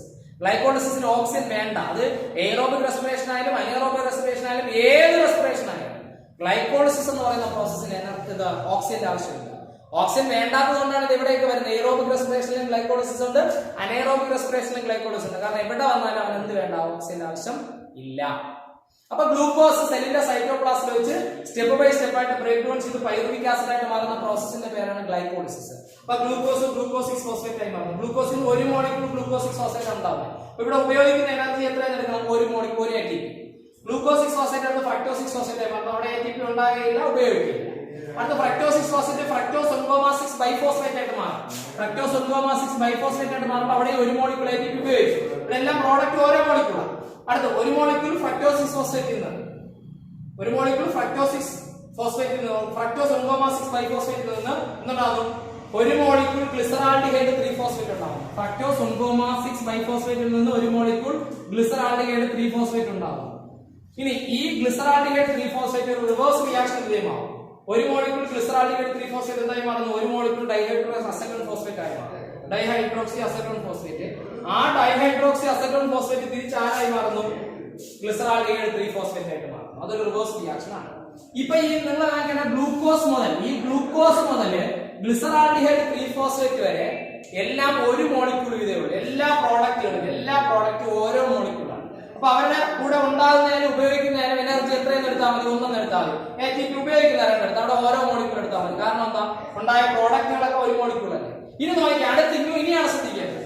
ഒരു മോളിക്യൂൾ ഗ്ലിസറാൾഡിഹൈഡ് 3-ഫോസ്ഫേറ്റിൽ നിന്ന് 2 മോളിക്യൂൾ ഒൺകോമാത്രി, ഞാൻ 2 into എന്ന് കൊടുത്തിരിക്കുന്നത് എന്താണ്, 2 അല്ലാതെ 2 into ഒൺകോമാത്രി ബൈഫോസ്ഫോഗ്ലിസറിക് ആസിഡ് നല്ല വായിക്കേണ്ടത്. ഇവിടെ 2 into എന്ന് ഞാൻ കൊടുത്തിരിക്കുന്നത് കാരണം ഈ ഒൺകോമാത്രി ബൈഫോസ്ഫോഗ്ലിസറിക് ആസിഡ് എത്ര മോളിക്യൂൾ ഉണ്ടാവുന്നു, 2 മോളിക്യൂൾ ഉണ്ടാവുന്നു. വേണമെങ്കിൽ ഇങ്ങനെ ബ്രാക്കറ്റിൽ 2 ഇട്ടിരിക്കാം. ഇവിടെ എല്ലാം ബ്രാക്കറ്റിൽ നമുക്ക് 1 ഇടാം. കണ്ടോ, ഇവിടെ എല്ലാം പ്രോഡക്റ്റ് ഓരോ, നിങ്ങൾ ഫ്ലോചാർട്ട് എനിക്ക് 1 2 ഇടില്ല, ഞാൻ പറഞ്ഞു തരുന്നതാണ്.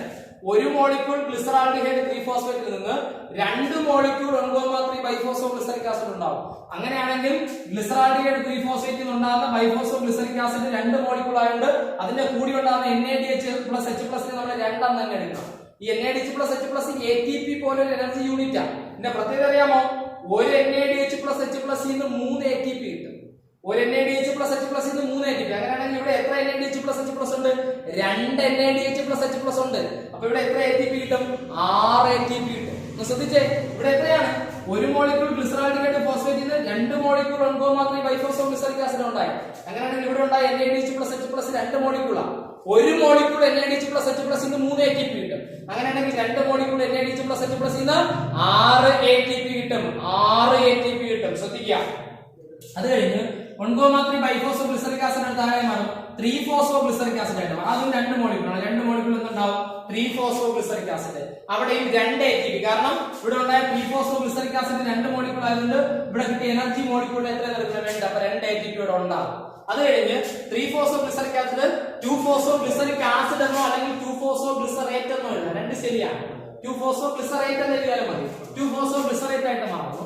അടുത്ത 2-ഫോസ്ഫോഗ്ലിസറേറ്റ് എന്തായി മാറും, ഫോസ്ഫോഈനോൾ പൈറുവേറ്റ്. അപ്പൊ അവിടെ എന്ത് ചെയ്യും, വാട്ടർ റിലീസ് ചെയ്യും. അവിടെ വേറെ എനർജി ഒന്നും ഉണ്ടാകുന്നില്ല. 2-ഫോസ്ഫോഗ്ലിസറേറ്റ് എവിടെ നിന്നുണ്ടായ 3-ഫോസ്ഫോഗ്ലിസറേറ്റ് എന്തായി മാറി, 2-ഫോസ്ഫോഗ്ലിസറേറ്റ് ആയിട്ട് മാറി. ആ 2-ഫോസ്ഫോഗ്ലിസറേറ്റ് എന്തായി മാറും, ഫോസ്ഫോഈനോൾ പൈറുവേറ്റ് ആയിട്ട് മാറും. PEP എന്നാണ് ഷോർട്ട് ഫോം, ഫോസ്ഫോഈനോൾ പൈറുവേറ്റ്. ഈ ഫോസ്ഫോഈനോൾ പൈറുവേറ്റ് എടുത്താലായി മാറും, പൈറുവിക് ആസിഡ് ആയിട്ട് മാറും. അപ്പോഴും ഇതെല്ലാം എല്ലാ 2 മോളിക്യൂൾ തന്നെ, ഇതിന് 2 മോളിക്യൂൾ ഈ ഫോസ്ഫോഈനോൾ പൈറുവേറ്റ്, ഈ ലാസ്റ്റ് കിട്ടിയ പൈറുവിക് ആസിഡ്, ഇവരെല്ലാം 2 മോളിക്യൂളാണ്. അതായത് ഈ ഗ്ലിസറാൾഡിഹൈഡ് 3-ഫോസ്ഫേറ്റിൽ നിന്നുണ്ടാകുന്ന ഒൺകോമാത്രി ബൈഫോസ്ഫോഗ്ലിസറിക് ആസിഡിലെ അത് മുതൽ ഇങ്ങോട്ട് എല്ലാവരും 2 മോളിക്യൂളാണ്. മനസ്സിലായോ? ഇതാണ് ഗ്ലൂക്കോസ് സ്റ്റെപ്പ് ബൈ സ്റ്റെപ്പ് ആയിട്ട് ബ്രേക്ക് ഡൗൺ ചെയ്ത് പൈറുവിക് ആസിഡ് ആയിട്ട് മാറുന്ന പ്രോസസ്സിന്റെ പേരാണ് ഗ്ലൈക്കോളിസിസ്. ഇപ്പൊ ഗ്ലൈക്കോളിസിസിലൂടെ എന്തൊക്കെ കിട്ടി, ഇപ്പൊ ഗ്ലൂക്കോസിന് ഇല്ല, ഗ്ലൂക്കോസ് ആരായി മാറി, പൈറുവിക് ആസിഡ് ആയിട്ട് മാറി. ഒരു സെല്ലിന്റെ സൈറ്റോപ്ലാസത്തിൽ വെച്ച് ഗ്ലൂക്കോസ് സ്റ്റെപ്പ് ബൈ സ്റ്റെപ്പ് ആയിട്ട് ബ്രേക്ക് ഡൗൺ ചെയ്ത് പൈറുവിക് ആസിഡ് ആയിട്ട് മാറി. അങ്ങനെയാണെങ്കിൽ എത്ര പൈറുവിക് ആസിഡ് കിട്ടി, 2 മോളിക്യൂൾ പൈറുവിക് ആസിഡ് കിട്ടി. 2 മോളിക്യൂൾ പൈറുവിക് ആസിഡ്. പിന്നെ ഇവിടെ എത്ര കിട്ടി, എത്ര ATP ഉപയോഗിച്ച് നമുക്ക് പിന്നെ എഴുതാം. ഇവിടെ നോക്ക്, 2 NADH+H+ ഇവിടെ കിട്ടുന്നത്. ഇവിടുത്തെ പ്രോഡക്റ്റ് 2 മോളിക്യൂൾ ആയിട്ട് ഇവിടെ കിട്ടുന്ന NADH+H+ എത്ര എഴുതണം, 2 NADH+H+ കിട്ടി. കണ്ടോ, 2 NADH+H+ കിട്ടി. ഗ്ലൈക്കോളിസിസിലൂടെ കിട്ടിയതായിരുന്നു. 2 മോളിക്യൂൾ ലാസ്റ്റ് 2 മോളിക്യൂൾ ഗ്ലൂക്കോസിൽ നിന്ന് ലാസ്റ്റ് 2 മോളിക്യൂൾ പൈറുവിക് ആസിഡ് ഉണ്ടാവുന്നു. ഗ്ലൂക്കോസിൽ നിന്ന് ലാസ്റ്റ് എന്തുണ്ടാവുന്നു, 2 മോളിക്യൂൾ പൈറുവിക് ആസിഡ് ഉണ്ടാവുന്നു അല്ലേ. ഇനി ATP നോക്കിക്കേ, ഇവിടെ 2 ATP കിട്ടുന്നില്ലേ, ഇവിടെ 2 ATP കിട്ടുന്നുണ്ട്. 2 ATP എന്തായി മാറിയപ്പം ഒൺകോമാത്രി ബൈഫോസ്ഫോഗ്ലിസറിക് ആസിഡ് 3-ഫോസ്ഫോഗ്ലിസറിക് ആസിഡ് ആയിട്ട് മാറിയപ്പോൾ എന്ത് കിട്ടി, 2 ATP കിട്ടി. കാരണം ഇവിടെ ഉണ്ടായ പ്രോഡക്റ്റ് 2 മോളിക്യൂൾ ആയിട്ട് ഇവിടുത്തെ ATP 2 കിട്ടി. ലാസ്റ്റ് നോക്കിക്കേ, ഫോസ്ഫോഈനോൾ പൈറുവേറ്റ് പൈറുവിക് ആസിഡ് ആയിട്ട് മാറുമ്പോൾ 2 ATP കിട്ടിയാണ്. കണ്ടോ, ഇത്രയും കിട്ടി ATP. ഇനി ഉപയോഗിച്ച് നോക്കിയേ, ഇവിടെയൊക്കെ ഓരോ മോളിക്യൂൾ 2 അല്ല ഉപയോഗിച്ചത്. കാരണം എന്താ, ഇവിടുത്തെ പ്രോഡക്റ്റുകളെല്ലാം ഒരു മോളിക്യൂൾ. അപ്പൊ ഇവിടെ ഉപയോഗിച്ച ATP, ഇവിടെ ഒരു മോളിക്യൂൾ ATP ഉപയോഗിച്ചു ഇവിടെ. അപ്പൊ മൊത്തം എത്രയാണ് ഉപയോഗിച്ചത്, 2 ATP ഉപയോഗിച്ചു അല്ലേ.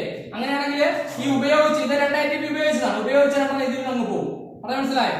ഇവിടെ ഉപയോഗിച്ചില്ല, ഇവിടെ ഒരു ATP, ഇവിടെ ഒരു ATP, അതിങ്ങനെ പോവുകയാണ്. പോയിട്ട് ബാക്കി എന്തുണ്ട്, 2 molecule pyruvic acid, 2 NADH+, 2 ATP. ഈ 2 ATP ഇവിടെ 2 കിട്ടുന്നു, ഇവിടെ 2 കിട്ടുന്നു. പക്ഷെ 4 ഉള്ളതിൽ 2 പോവും, കടം പോണേ. എന്താ, ആദ്യം 2 മോളിക്യൂൾ ATP ഉപയോഗിച്ചു, ഉണ്ടാകുന്നതിനല്ല മുൻപ് 2 മോളിക്യൂൾ ATP ഉപയോഗിച്ചില്ലേ, അതാണ് ഇവിടെ കുറച്ച് 2 ATP.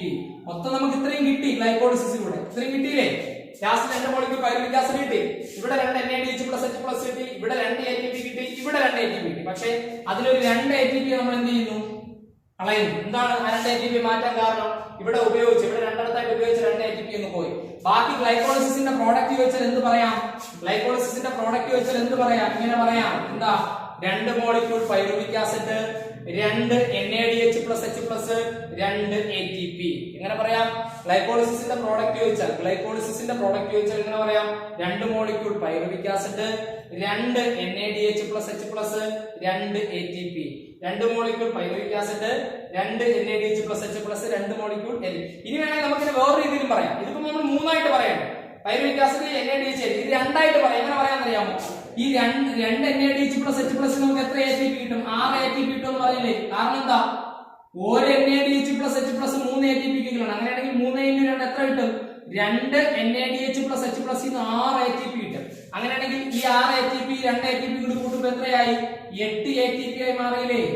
8 ATP ആയി മാറിയില്ലേ? അങ്ങനെയാണെങ്കിൽ നമുക്ക് കണക്ക് എങ്ങനെ പറയാം? 2 NADH 6 ATP അല്ലാതെ 2 ATP ഉണ്ട്. കൂട്ടുമ്പോൾ മൊത്തം 8 ATP 2 മോളിക്യൂൾ പൈറുവിക് ആസിഡ്. അപ്പൊ അങ്ങനെയാണെങ്കിലും പറഞ്ഞൂടെ? അപ്പൊ ഗ്ലൈക്കോളിസിസിന്റെ റിസൾട്ട് നമുക്ക് 2 രീതിയിൽ പറയാം. ഗ്ലൈക്കോളിസിസിന്റെ റിസൾട്ട് 2 രീതിയിൽ പറയാം. ഒന്നുകിൽ എങ്ങനെ പറയണം? 2 molecule pyruvic acid, 2 NADH plus H plus 2 ATP. ഇങ്ങനെ വേണമെങ്കിൽ പറയാം. അല്ലെങ്കിൽ എങ്ങനെ പറയാൻ പറ്റും? ഷോർട്ട് ആയിട്ട് 2 മോളിക്യൂൾ പൈറുവിക് ആസിഡ് 8 ATP. എങ്ങനെ 8 ATP വന്നേ? ഈ 2 NADH plus H plus 6 ATP ക്ക് ഈക്വൽ ആണ്. അതായത് 2 NADH plus H plus ATP ആയി മാറുമ്പോൾ എത്ര ATP കിട്ടും? 6 ATP കിട്ടും.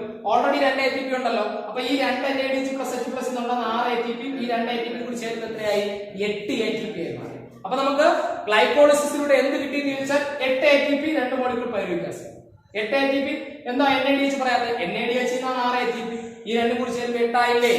അങ്ങനെ പറഞ്ഞൂടെ? അപ്പൊ 2 രീതിയിലാണ് ഇങ്ങനെ പറയാം. ഇങ്ങനെ പറഞ്ഞൂടെ? ഗ്ലൈക്കോളിസിസിന്റെ റിസൾട്ട് ചോദിച്ചാൽ 2 പൈറുവിക് ആസിഡും 8 ATP എന്ന് പറയാം. 8 ATP എങ്ങനെ വന്നു കറക്റ്റ് ആയിട്ട് ഓർക്കണം. ഈ 8 ATP എങ്ങനെ വന്നതാ? 2 NADH പ്ലസ് H പ്ലസ് അല്ലേ? അതിൽ നിന്ന് 6 ATP, അല്ലാതെ അവിടെ 2 ATP ഉണ്ടല്ലോ. അങ്ങനെ മൊത്തം എത്ര ATP വന്നു? 8 ATP. അപ്പം ഗ്ലൈക്കോളിസിസിന്റെ റിസൾട്ട് ചോദിച്ചാൽ ഇങ്ങനെ വേണമെങ്കിലും പറയാം. എങ്ങനെ? 2 പൈറുവിക് ആസിഡും 8 ATP, 2 molecule pyruvic acid 8 ATP. 8 ATP direct അല്ല, ആലോചിക്കണം. 2 NADH പ്ലസ് H പ്ലസ് കൂടെ ഉണ്ട്. അതിൽ നിന്ന് ഒരു NADH plus H plus 3 ATP. അങ്ങനെയാണെങ്കിൽ 2 NADH plus H plus 6 ATP യും അവിടെ ഉണ്ടായിരുന്ന 2 ATP കൂടി കൂട്ടുമ്പോൾ എത്ര കിട്ടും? 8 ATP. അപ്പൊ 2 രീതിയിൽ റിസൾട്ട് പറയാം. ഗ്ലൈക്കോളിസിസിന്റെ റിസൾട്ട് നമുക്ക് 2 രീതിയിൽ പറയാൻ പറ്റും. ഒന്നുകിൽ എങ്ങനെ പറയാം? 2 molecule pyruvic acid, 2 NADH plus H plus 2 ATP. അല്ലെങ്കിൽ ഡയറക്റ്റ് എങ്ങനെ പറയാം? 2 മോളിക്യൂൾ പൈറുവിക് ആസിഡ് 8 ATP. കാരണം എന്താ? 2 NADH പ്ലസ് H പ്ലസ് എന്ന് പറഞ്ഞാൽ 6 ATP ഈക്വൽ ആണ്. 6 2 കൂടി ചേർത്ത് എത്രയായി? 8 ATP. ഓക്കെ, ഇതാണ് ഗ്ലൈക്കോളിസിസ്.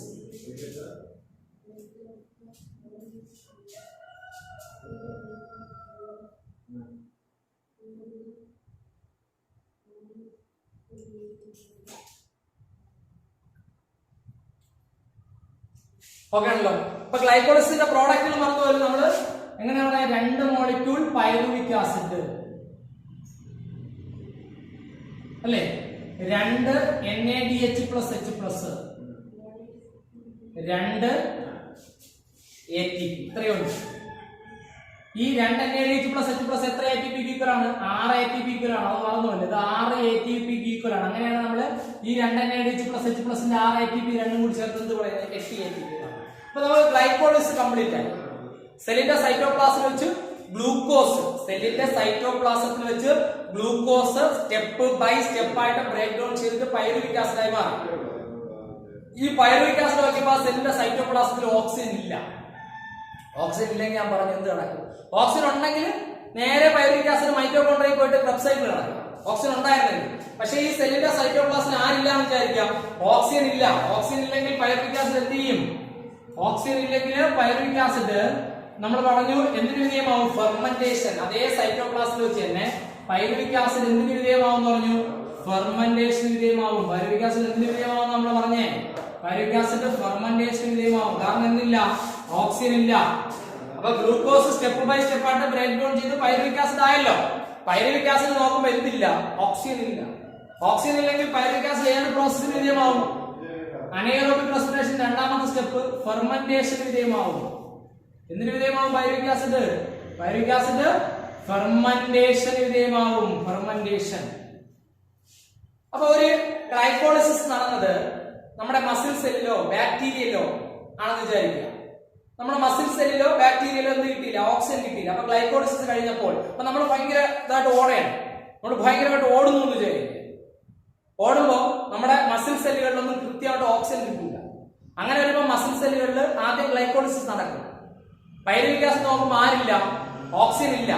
ഓക്സിജൻ ഇല്ലെങ്കിൽ പൈറുവിക് ആസിഡ് നമ്മുടെ മസിൽ സെല്ലുകളിലെയോ ബാക്ടീരിയകളിലെയോ, ബാക്ടീരിയയിൽ ഇതുപോലെയാണ്, ബാക്ടീരിയ ഓടുമ്പോഴെന്നല്ല, നോർമലി ബാക്ടീരിയ സംഭവിക്കുന്ന. അപ്പൊ നമ്മുടെ മസിൽ സെല്ലുകളിലോ ബാക്ടീരിയൽ സെല്ലുകളിലോ ഗ്ലൂക്കോസ് ഗ്ലൈക്കോളിസിന് വിധേയമായി പൈറുവിക് ആസിഡ് ആയിട്ട് മാറി. പൈറുവിക് ആസിഡ് നോക്കുമ്പോൾ ഓക്സിജൻ ഇല്ലെങ്കിൽ ആ പൈറുവിക് ആസിഡ് നേരെ എന്തിന് വിധേയമാവും? Lactic acid fermentation. എന്താണ്? Lactic acid fermentation. ആ ഫെർമെന്റേഷന്റെ പേര് മറന്നുപോലും, lactic acid fermentation. Lactic acid fermentation, അതായത് പൈറുവിക് ആസിഡ് ആരായി മാറും അറിയാമോ? ലാക്റ്റിക് ആസിഡ് ആയിട്ട് മാറും. ഇത് എവിടെയൊക്കെ ആണെങ്കിൽ നമ്മുടെ മസിൽ സെല്ലുകളിലോ ബാക്ടീരിയകളിലോ ആണെങ്കിൽ ഓക്സിജൻ ഇല്ലാത്ത കണ്ടീഷൻ വന്നാൽ പൈറുവിക് ആസിഡ് ആരായി മാറും? ലാക്റ്റിക് ആസിഡ് ആയിട്ട് മാറും. ഇൻ കേസ് ഇതൊരു ഈസ്റ്റ് സെല്ലാന്ന് വിചാരിക്കുക, ഈസ്റ്റ് സെൽ എങ്കിൽ ഇത് നടക്കൂല, ലാക്റ്റിക് ആസിഡ് ഫെർമെന്റേഷൻ നടക്കൂല. പകരം ഈ പൈറുവിക് ആസിഡ് എന്തിനു വിധേയമാവും? ആൽക്കഹോളിക് ഫെർമെന്റേഷന് വിധേയമാവും. പൈറുവിക് ആസിഡ് എന്തിനു വിധേയമാവും? ആൽക്കഹോളിക് ഫെർമെന്റേഷന് വിധേയമാവും. ആൽക്കഹോളിക് ഫെർമെന്റേഷൻ എന്ന് പറഞ്ഞാൽ ഈ പൈറുവിക് ആസിഡ് ഇല്ലേ, ആ പൈറുവിക് ആസിഡ് ഇത് എവിടെയാണെങ്കിൽ ഈ അനേറോബിക് റെസ്പിറേഷൻ നടക്കുന്നത് ഒരു ഈസ്റ്റ് സെല്ലിലാണെങ്കിൽ പൈറുവിക് ആസിഡ് എന്താവൂല? ലാക്റ്റിക് ആസിഡ് ആവില്ല. പകരം pyruvic acid ethanol plus carbon dioxide ആയിട്ട് മാറും. പൈറുവിക് ആസിഡ് ആരായി മാറും? Ethanol plus carbon dioxide ആയിട്ട് മാറും. ഇതാണ് ആൽക്കഹോളിക് ഫെർമെന്റേഷൻ. ഇത് നമ്മൾ എന്ത് വിളിക്കും? Alcoholic fermentation. അതായത് ഗ്ലൈക്കോളിസിലൂടെ, ഗ്ലൂക്കോസ് എന്തിലൂടെ? ഗ്ലൂക്കോസ് ഏത് പ്രോസസ്സിലൂടെ? ഗ്ലൈക്കോളിസിസ് എന്ന് പറയുന്ന പ്രോസസ്സിലൂടെ. ഏതിലൂടെ? ഗ്ലൈക്കോളിസിസ് എന്ന് പറയുന്ന പ്രോസസ്സിലൂടെ എന്തായി മാറി? പൈറുവിക് ആസിഡ് ആയിട്ട് മാറി. അത്രയും ഗ്ലൈക്കോളിസിസ് ആണ്. ഗ്ലൂക്കോസ് പൈറുവിക് ആസിഡ് ആവുന്നത് നമ്മൾ ഓൾറെഡി പഠിച്ചു. എന്താണ് ഗ്ലൈക്കോളിസിസ്? ഇതിനെ കൂടി ഇതിനോട് ചേർത്തിട്ടാൽ മൊത്തത്തിൽ നമ്മൾ അനേറോബിക് റെസ്പിറേഷൻ എന്ന് വിളിക്കേണ്ടത്. കാരണം എന്താ? ഗ്ലൂക്കോസ് പൈറുവിക് ആസിഡ് ആയി മാറുന്നത് ഗ്ലൈക്കോളിസിസ്. പൈറുവിക് ആസിഡ് ഒന്നുകിൽ ലാക്റ്റിക് ആസിഡ് ആവും, അല്ലെങ്കിൽ ethanol plus carbon dioxide ആവും. എന്താ? ഫെർമെന്റേഷൻ. അപ്പൊ ഈ ഫെർമെന്റേഷനെ ഗ്ലൈക്കോളിസിനെ കൂടി ചേർത്ത് മൊത്തത്തിൽ എന്ത് വിളിക്കേണ്ടി വരും? Anaerobic respiration. അല്ല, ഒന്നാമത്തെ സ്റ്റേജ് നമ്മൾ പഠിച്ചു കഴിഞ്ഞതാണ്. ഏതാ? ഗ്ലൈക്കോളിസിസ് നമ്മൾ ഓൾറെഡി പഠിച്ചു കഴിഞ്ഞു. ഗ്ലൂക്കോസ് സ്റ്റെപ്പ് ബൈ സ്റ്റെപ്പ് ആയിട്ട് ബ്രേക്ക് ഡൗൺ ചെയ്ത് പൈറുവിക് ആസിഡ് ആയി മാറി. പൈറുവിക് ആസിഡ് ആ സെല്ലിന്റെ സൈറ്റോപ്ലാസത്തിലാണ് ഉണ്ടായത്. ഏത് സെല്ലായാലും, അത് നമ്മുടെ മസിൽ സെല്ലായാലും ശരി, ഈസ്റ്റ് സെല്ലായാലും ശരി, ബാക്ടീരിയൽ സെല്ലായാലും ശരി, ഏത് സെല്ലായാലും ശരി, ആ പൈറുവിക് ആസിഡ് ഉണ്ടായ സെല്ലിന്റെ സൈറ്റോപ്ലാസത്തിലാണ്. ആ പൈറുവിക് ആസിഡ് നോക്കുമ്പോൾ എന്തില്ല? ആ സൈറ്റോപ്ലാസത്തിൽ ഓക്സിജൻ ഇല്ല. ഓക്സിജൻ ഇല്ലെങ്കിൽ ഈ പൈറുവിക് ആസിഡ് ഒന്നുകിൽ ലാക്റ്റിക് ആസിഡ് ഫെർമെന്റേഷനിലൂടെ ലാക്റ്റിക് ആസിഡ് ആയിട്ട് മാറും, ഇല്ല എങ്കിൽ ഈ പൈറുവിക് ആസിഡ് ആൽക്കഹോളിക് ഫെർമെന്റേഷനിലൂടെ ethanol plus carbon dioxide. Ethanol എന്ന് പറഞ്ഞാൽ ആൽക്കഹോൾ ആണ്. Ethanol plus carbon dioxide. അതിൽ ഒന്നേ നടക്കും, രണ്ടും കൂടി നടക്കാൻ പറ്റും. ഇപ്പൊ ഈ ഗ്ലൈക്കോളിസിസ് നടന്നത്, അതായത് പൈറുവിക് ആസിഡ് ഉണ്ടായത് നമ്മുടെ മസിൽ സെല്ലിലോ ഒരു ബാക്ടീരിയ, ലാക്റ്റിക് ആസിഡ് പോലുള്ള ഒരു ബാക്ടീരിയൽ സെല്ലിലോ ആണെന്ന് വിചാരിക്കുക. ഈ പൈറുവിക് ആസിഡ് ഉണ്ടായി. അപ്പൊ പൈറുവിക് ആസിഡ് ഒരു ബാക്ടീരിയക്കകത്താണ് ഉണ്ടായെങ്കിൽ ആ പൈറുവിക് ആസിഡ് ആൽക്കഹോൾ ആവില്ല. ആ പൈറുവിക് ആസിഡ് നേരെ എന്തായി മാറും? ലാക്റ്റിക് ആസിഡ് ആയി മാറും. ഇതിനെയാണ് നമ്മൾ ലാക്റ്റിക് ആസിഡ് ഫെർമെന്റേഷൻ എന്ന് വിളിക്കുന്നത്. അതിനെന്ത് ഉപയോഗിക്കും? ഈ ഇരിക്കുന്ന 2 NADH+H+ അങ്ങ് ഉപയോഗിക്കും. ഇരിക്കുന്ന 2 NADH+H+ യൂസ് ചെയ്യും. അപ്പൊ NADH+H+ എന്തായി മാറും? NAD+ ആയി മാറും. ഇനി ഈ ലാക്റ്റിക് ആസിഡ് ഫെർമെന്റേഷൻ നടന്നില്ല, പകരം ആൽക്കഹോളിക് ഫെർമെന്റേഷൻ ആണ് നടന്നെന്ന് വിചാരിച്ചു. ഇതായാലും സെയിം ആണ്. എന്താണ്? NADH+H+ ആരായി മാറും? NAD+ ആയിട്ട് മാറും. ഈ രണ്ട് നടന്നാലും, ലാക്റ്റിക് ആസിഡ് ഫെർമെന്റേഷൻ നടന്നാലും ശരി, ആൽക്കഹോളിക് ഫെർമെന്റേഷൻ നടന്നാലും ശരി, രണ്ടും കൂടി നടക്കുമോ? ഏതെങ്കിലും ഒന്ന്. ചിലർ ചിന്തിക്കും, നമുക്കിവിടെ ആകെ 2 NADH+H+ ഉള്ളൂ, ഇവിടെ 2 ഉപയോഗിക്കണം, ഇവിടെ 2 ഉപയോഗിക്കണം, അങ്ങനെ മൊത്തം 4 വേണ്ടേ ചിന്തിക്കും. അങ്ങനെ ചിന്തിക്കല്ലേ. ഒന്നുകിൽ ലാക്റ്റിക് ആസിഡ് ഫെർമെന്റേഷൻ അല്ലെങ്കിൽ ആൽക്കഹോളിക് ഫെർമെന്റേഷൻ, ഏതെങ്കിലും ഒന്നല്ലേ നടക്കൂ. രണ്ടും കൂടി നടക്കുമോ? രണ്ടും കൂടി നടക്കൂല. അപ്പൊ ഈ ഗ്ലൈക്കോളിസിസ് നടന്നത് എവിടെയെന്ന് വിചാരിക്കുക? ഒരു ബാക്ടീരിയക്കകത്താണെന്ന് വിചാരിക്കുക. എങ്കിൽ കിട്ടിയ പൈറുവിക് ആസിഡ് ലാക്റ്റിക് ആസിഡ് ആയിട്ട് മാറും. അപ്പൊ എന്ത് ചെയ്തു? അവിടെ കഴിഞ്ഞു, റെസ്പിറേഷൻ കഴിഞ്ഞു. ഗ്ലൈക്കോളിസിസും ലാക്റ്റിക് ആസിഡ് ഫെർമെന്റേഷൻ. അല്ല, ഈ റെസ്പിറേഷന്റെ ആദ്യത്തെ സ്റ്റെപ്പായ ഗ്ലൈക്കോളിസിസ് നടന്നത് ഒരു ഈസ്റ്റ് സെല്ലിനകത്താണെന്ന് വിചാരിക്കുക. ഗ്ലൈക്കോളിസിസിലൂടെ ഈസ്റ്റ് സെല്ലിന്റെ സൈറ്റോപ്ലാസത്തിലാണ് ഉണ്ടായ പൈറുവിക് ആസിഡ്. ഉടനെ ആ പൈറുവിക് ആസിഡ് അതേ സൈറ്റോപ്ലാസത്തിൽ തന്നെ ഫെർമെന്റേഷൻ ചെയ്യുമ്പോൾ, ഏത് ഫെർമെന്റേഷൻ? Alcoholic fermentation. അതായത് ഈസ്റ്റ് സെല്ലിനകത്ത് ഇരിക്കുന്ന പൈറുവിക് ആസിഡ് എന്തായി മാറും? Ethanol plus carbon dioxide ആയി മാറും. ഇനി ലാക്റ്റിക് ആസിഡ് ഫെർമെന്റേഷൻ നടന്നാലും ശരി, ഏത് ആൽക്കഹോളിക് ഫെർമെന്റേഷൻ നടന്നാലും ശരി, ഇതിൽ ഏത് ഫെർമെന്റേഷൻ നടന്നാലും ഈ 2 NADH+H+ ഉപയോഗിക്കും. പൈറുവിക് ആസിഡ് പാരായി മാറും. പൈറുവിക് ആസിഡ് പോയല്ലോ.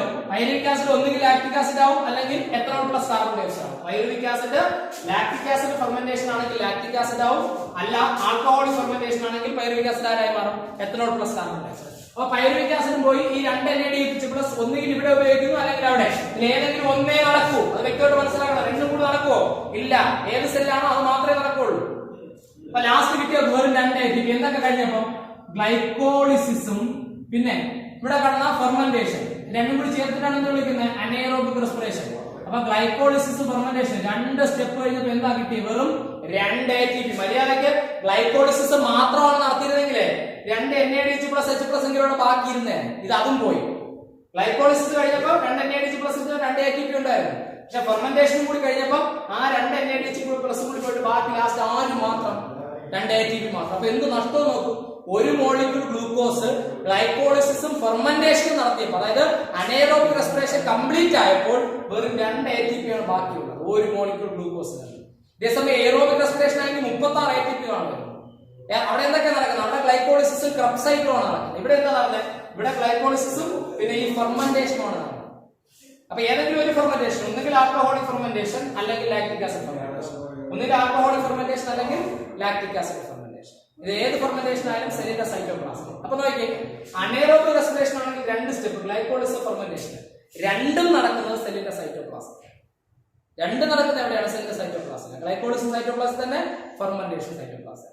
അപ്പൊ ഫെർമെന്റേഷൻ ആണ് അനേറോബിക് റെസ്പിറേഷൻ രണ്ടാമത്തെ സ്റ്റെപ്പ്. അപ്പൊ ഗ്ലൈക്കോളിസിസും ഫെർമെന്റേഷൻ നടന്നാൽ ആ റെസ്പിറേഷൻ എന്ത് വിളിക്കും? അനേറോബിക് റെസ്പിറേഷൻ എന്ന് വിളിക്കും.